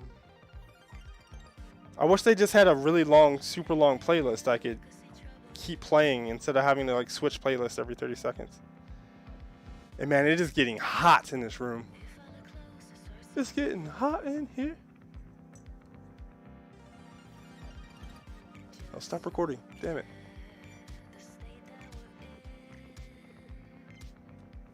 Take a picture. It'll last longer.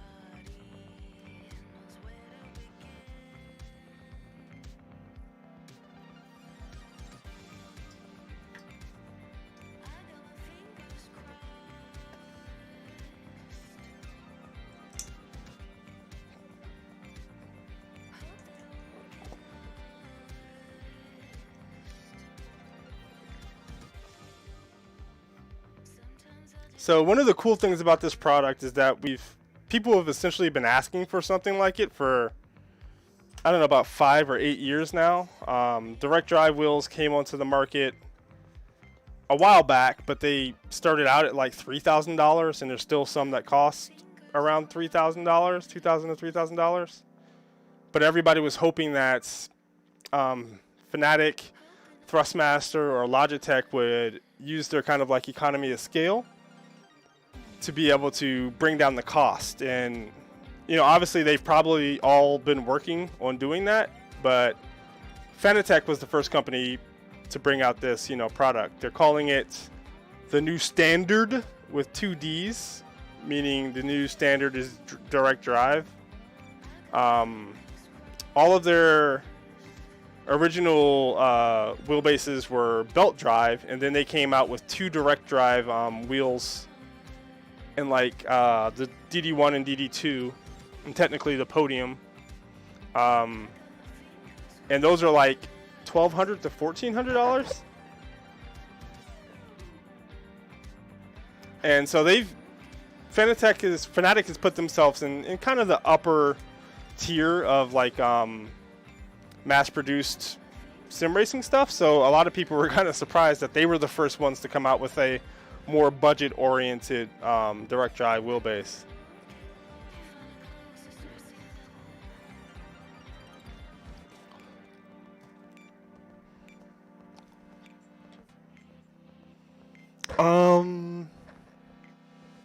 So I guess the last thing we have to do is just get everything set up.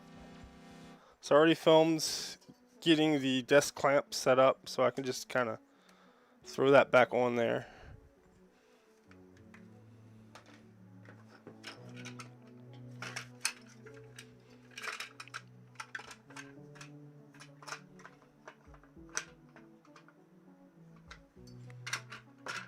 Can you slide it on while it's already on? I don't know.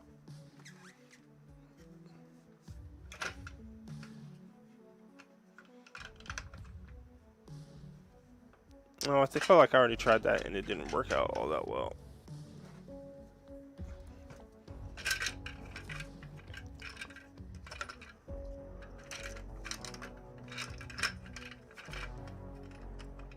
That's the wrong side, Bryant.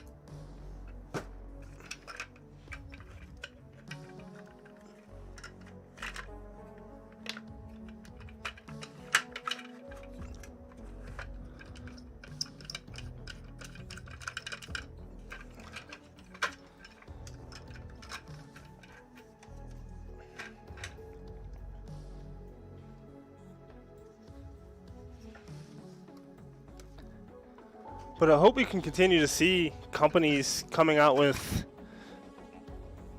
more innovative products like this.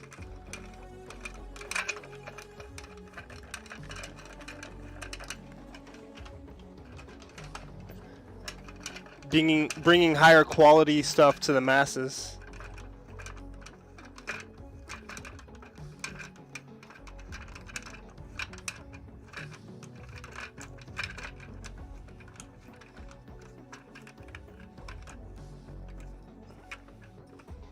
Oh, use the big clampy boy. Where's it at? Here we go.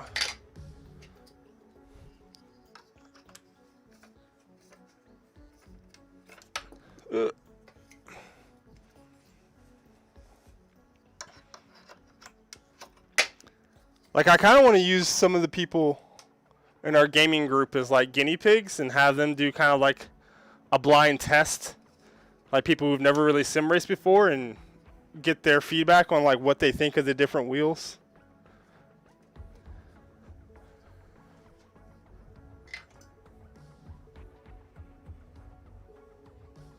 All right, Michael. Thanks for hopping in and chatting.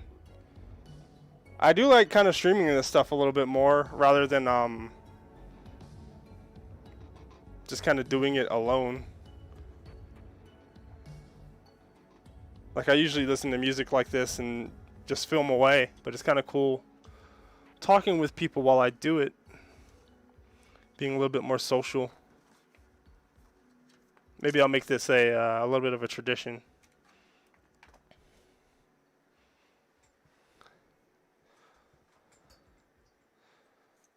So the next step is actually putting on a wheel.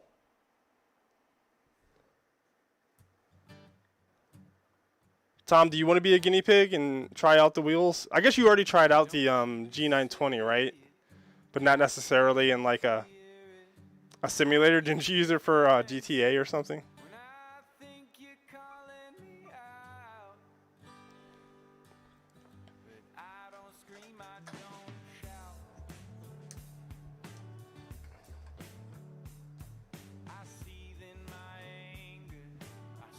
Oh, you played Forza Horizon? Forza has not the best force feedback, to be honest. But yeah, so that was that wheel that you tried out has 2 Newton meters of force, around 2.2. I feel like my mic is a little hot. And this one has up to 8 Newton meters of torque, so you won't be feeling like all 8 Newton meters all the time, but it's a fair bit more. Words, Brian.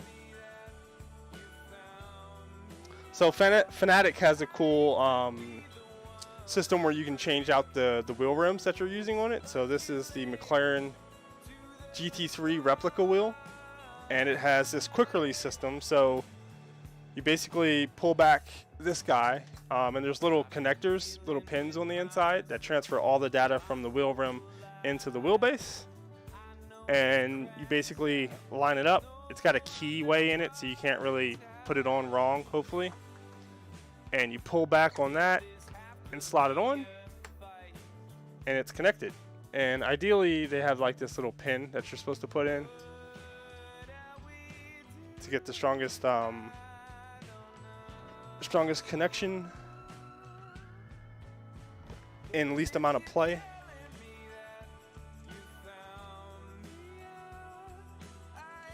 So let me get a better shot of that from the top.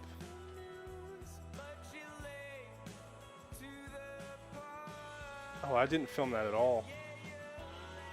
Derp, Brian, derp.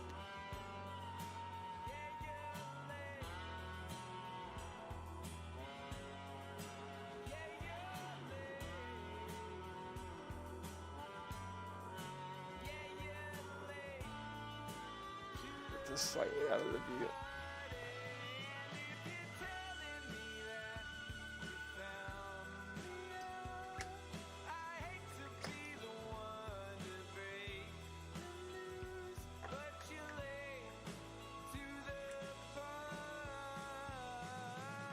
Is that on all the way? Yeah. Hopefully that looked okay on camera and I wasn't blocking it with my head.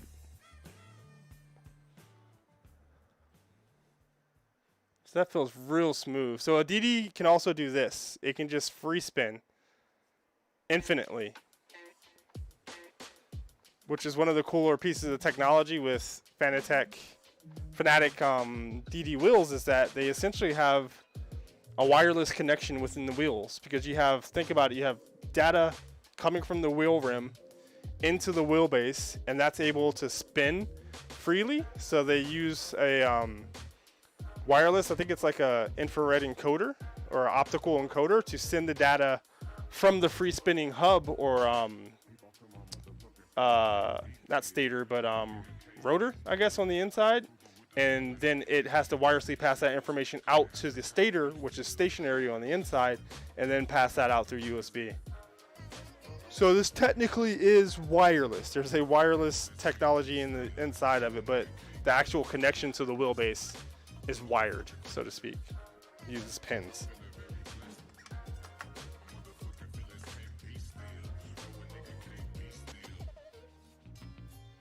Let's get another angle. Like straight on top, maybe? That could be kind of cool.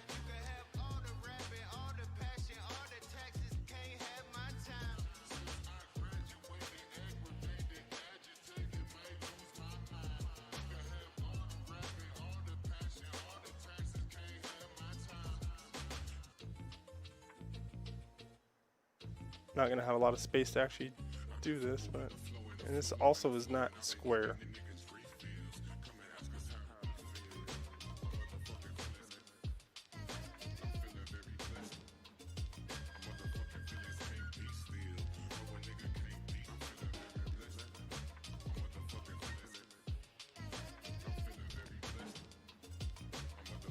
Did anybody else ever install Forza, Tom?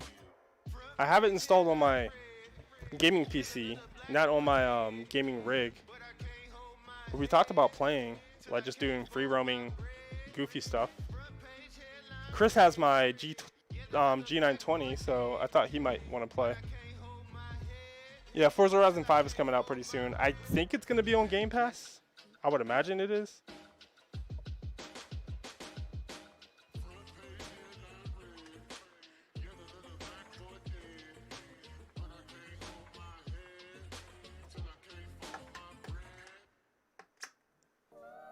How did that look? A couple different takes, so to speak. My mic just fell off my damn headset. Hey, listen up, I've tried to tell you this 100 times. Not getting better by lying there pretending to cry. You all repeat. Oh, you did install it, Chris? It just got messed up. Forza 4. I'll play Forza 5 or 4 with you guys. I mean, there's a bunch of like kind of kooky burnout type stuff you can do.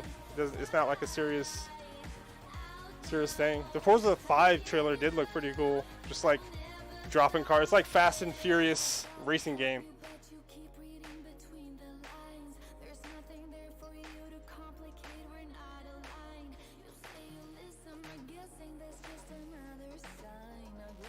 Alright, I can do the firmware updating now.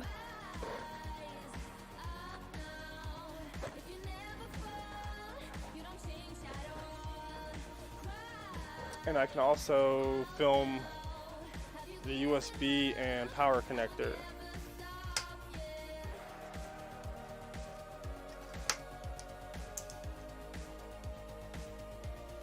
Yeah, there's like a minimum amount of stuff you have to do in the main game before you can get into the rest of it.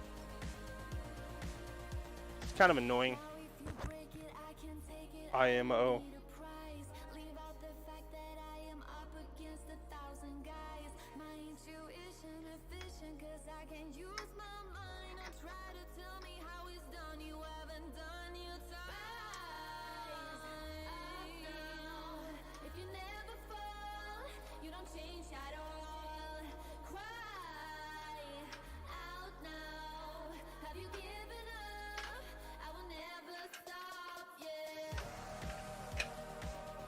I kind of don't like that you can't like attach the wheelbase to the clamp and have it be static on it. You kind of have to do everything all at the same time. There's a little scratch. Crap.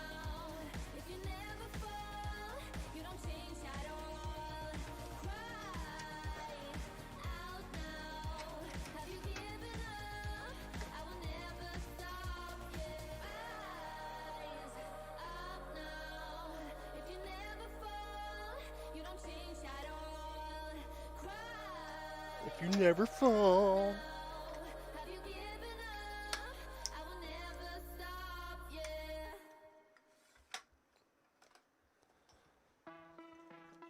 Oh, I forgot I could just raise the damn desk.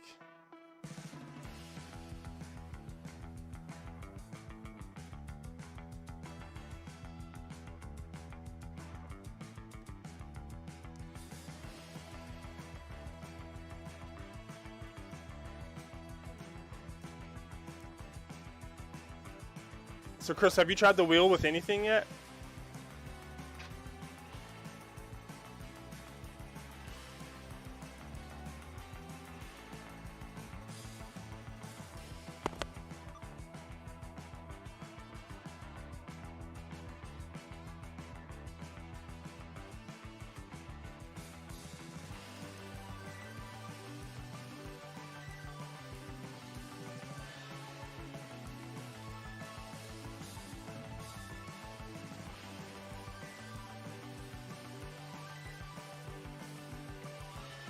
And what did I do with the USB cable?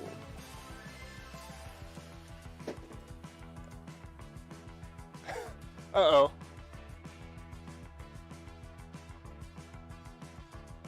The wheel slapped your hand, like, did it just start free spinning or something?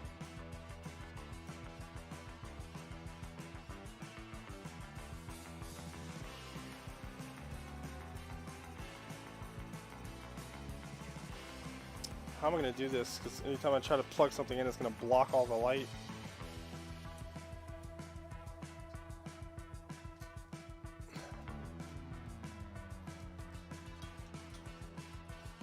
Oh yeah, it does it free spins for a little while to do calibration.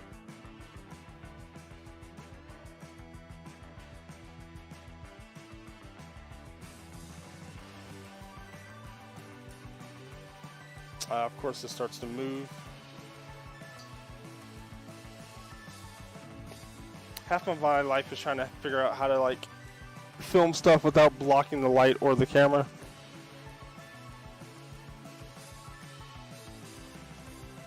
Alright, why is this USB-C strangely hard to get in?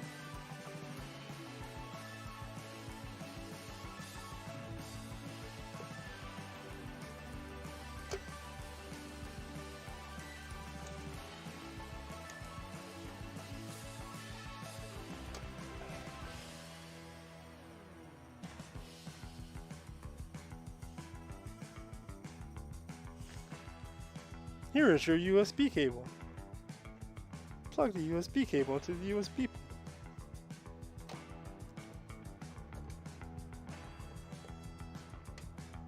It's a little finicky to get it in.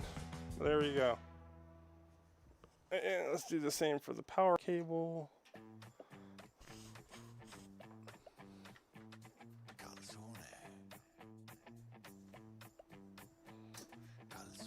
Did you install it like through Microsoft and Game Pass, Chris? I hate installing stuff through Microsoft Games or whatever the hell that is. Like all the Halo stuff. I'm really glad that Halo Infinite, the first playtest was on Steam. It's like, can you just do that all the time now, please?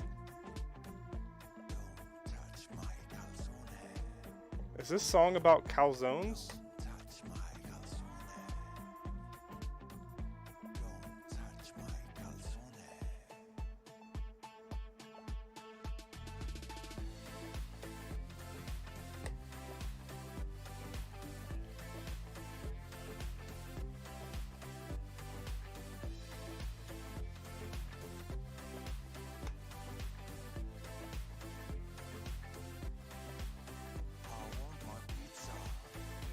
This guy's really making electric songs about calzones and pizzas?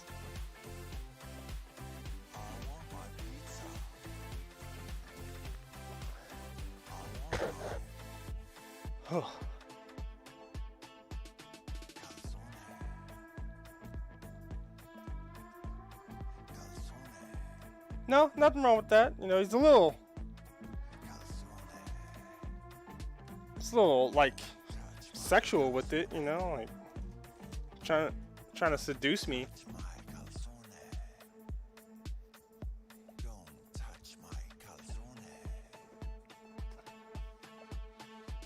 Get this damn desk clamp back on it. Like, it's not hard, it's not a bad system, but it's a little frustratingly finicky. But I always have to remember that, like, most people aren't tech reviewers and taking stuff on and off all the time. Although a desk clamp, I can see people needing to do it and undo it pretty frequently if you only have one setup. It's like that. It just kind of free slides while you're trying to like move everything, and that's less than optimal. This is suboptimal.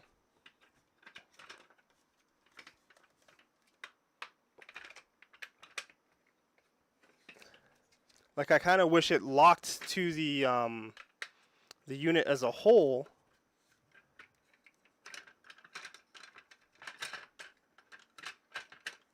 so I don't feel like I have to like precariously hold it in place while I'm affixing the clamp.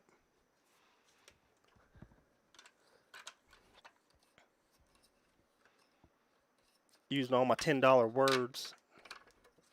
Precarious affixing.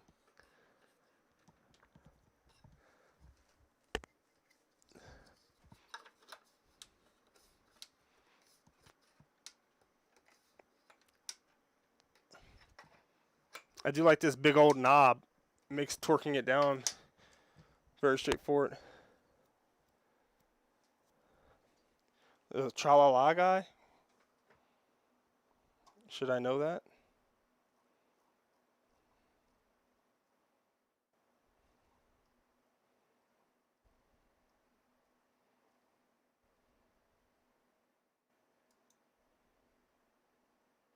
Like, there's got to be a long-ass playlist for Epidemic Sound. Epidemic Sound streaming playlist.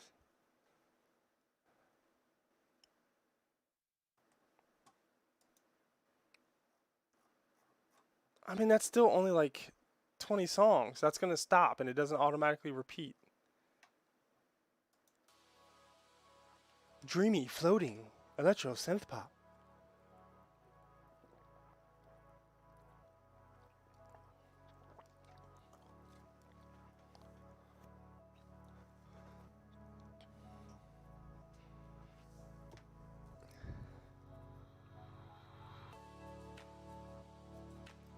Another thing I like about this wheelbase is that it has a on-off button on it. Surprisingly, a lot of especially lower end ones do not. So like if you have it plugged into your computer and you turn on your computer, the wheel will start calibrating like Chris was mentioning. And if it has any LEDs on it, the LEDs will shine.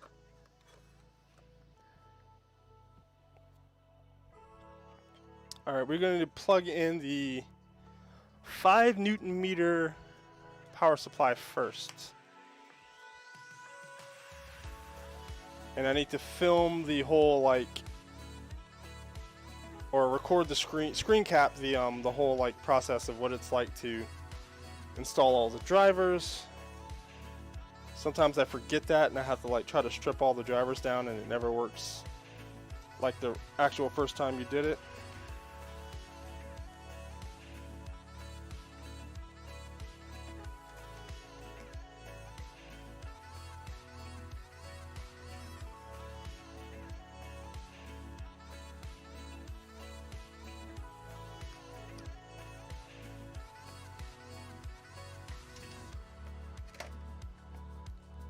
So I think 6 concurrent viewers is actually the most I've had without having somebody like a guest or somebody hosting me or specifically saying, hey, go check this person out. That's kind of nice. Thank you to everyone who's joining me today. Be sure to drop a like, follow, and subscribe.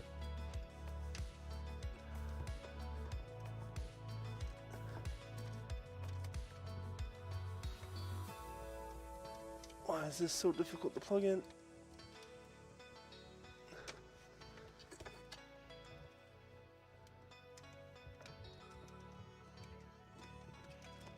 That's weird.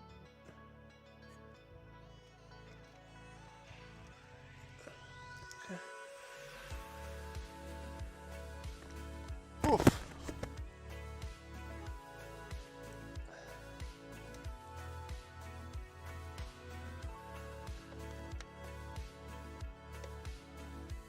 Somehow that was easier to plug in the USB. I mean, I've been filming the whole thing, so yeah, it's been however long the stream has been going, but it won't take a normal person that long. Like, it's literally plugging in a USB cable, plugging in the power, attaching the clamp, and then you're done. So like really I just did all of that in about 10 minutes. So That's what it would take for like an average person to do. That's not filming everything. It's like the gift and curse of being a YouTuber and getting stuff to, you know, be able to film. It's like obviously a huge privilege, but then you're obligated to film and document everything you do, and it slows you down so much.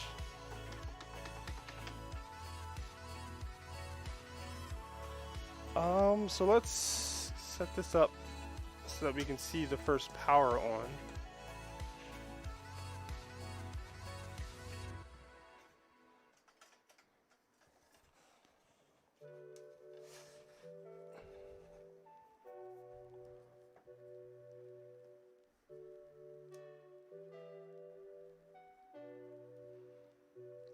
And I think PC mode is... So something interesting about Fanatec is, you know, in order to have consoles, you have to have like a security chip inside of them, inside of your peripherals that makes them like officially supported. So you can't just use like a random ass third-party Chinese knockoff a lot of the times. But what they do is they put the Xbox security chip inside of Xbox compatible wheels. So on this wheel, you might be able to see there's a little Xbox logo there. And when they want their product to be PlayStation supported, they put the chip inside of the wheel base. So in that regard, you can have certain wheelbases which can support Xbox and PlayStation. And as far as I'm aware, they're the only manufacturer that you can do that with. Like with Logitech, you have to buy the Xbox one or the PlayStation one. With Thrustmaster, you have to buy the Logitech or PlayStation one.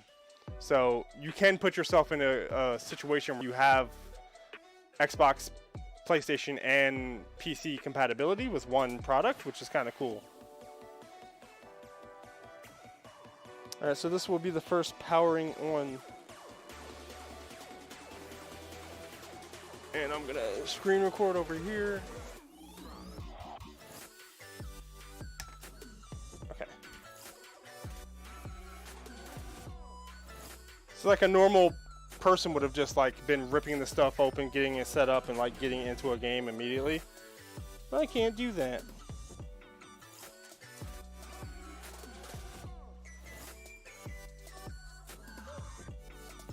Chris, you see how slow that calibration process was? It didn't spin 900 degrees and go super, super fast or anything.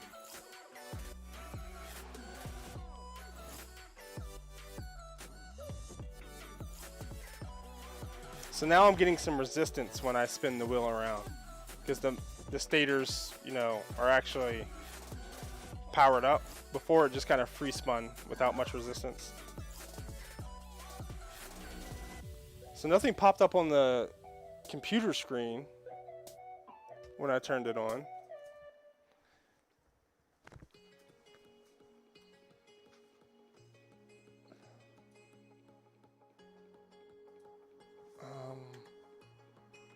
Controllers.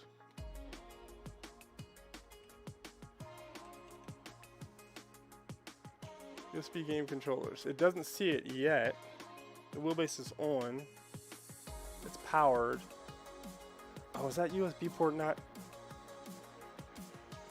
turned on? There it is. Setting up wireless device.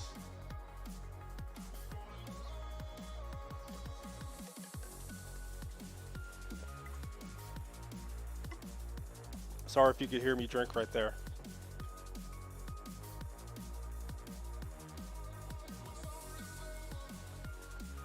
Okay, so it's showing up in Windows. Would you like to... Yes.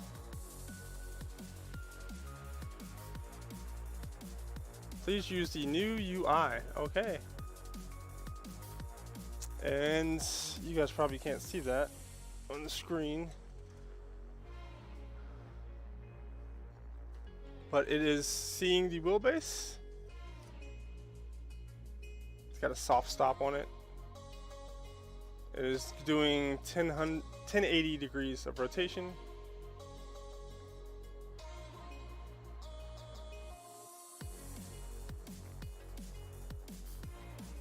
wheelbase force feedback test. It's a rumbly boy.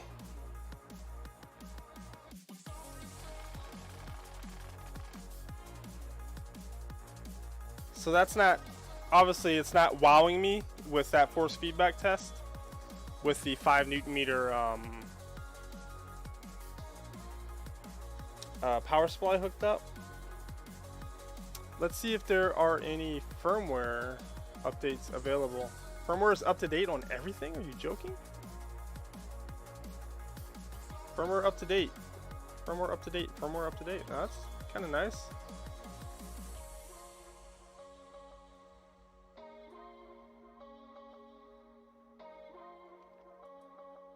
Steering wheel shows up.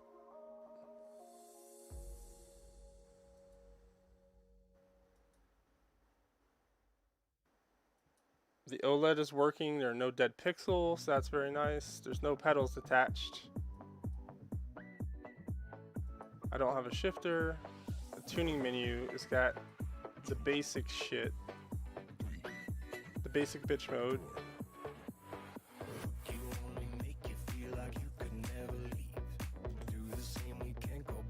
So it seems like everything is working, which is nice.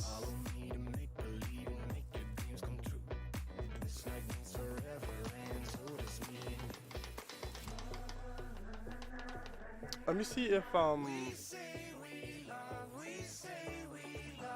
Steam has to restart, of course.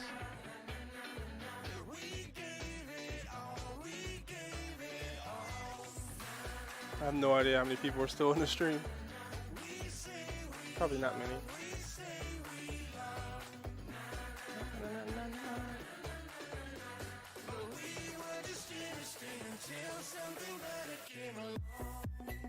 Assetto Corsa is up to date.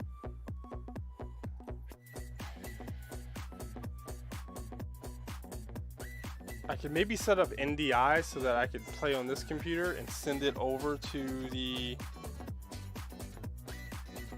whatchamacallit? What time is it? 11:30?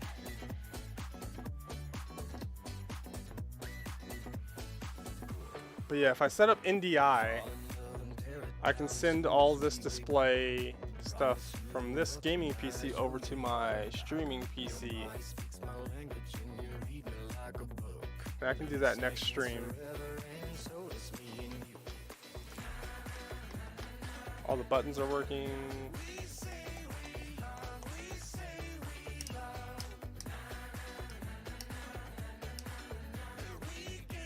Rotary dials are working.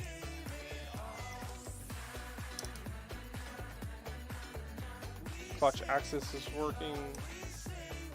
Analog paddle and brake clutch. Everything's working. That's good.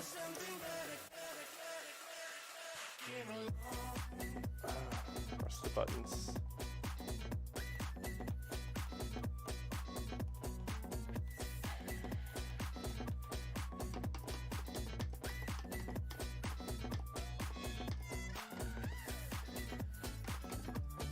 Cool. So I think I'm gonna get ready and call it. It is getting late, 11:30.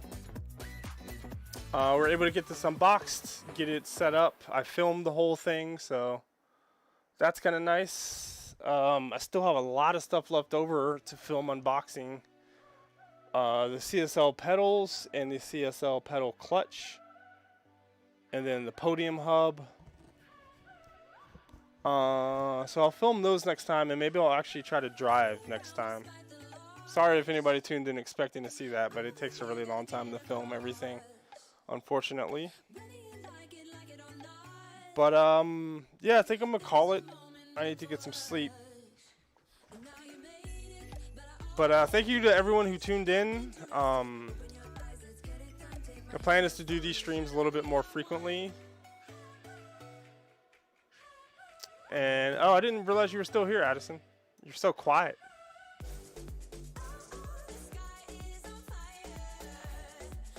But yeah, I'm gonna call it. Thank you guys. I appreciate it. And I will see you guys next time. Or for the people who I know, I will talk to you next time. Gotcha. Playing the video games. Cool. Thank you guys again. Talk to you later. Peace.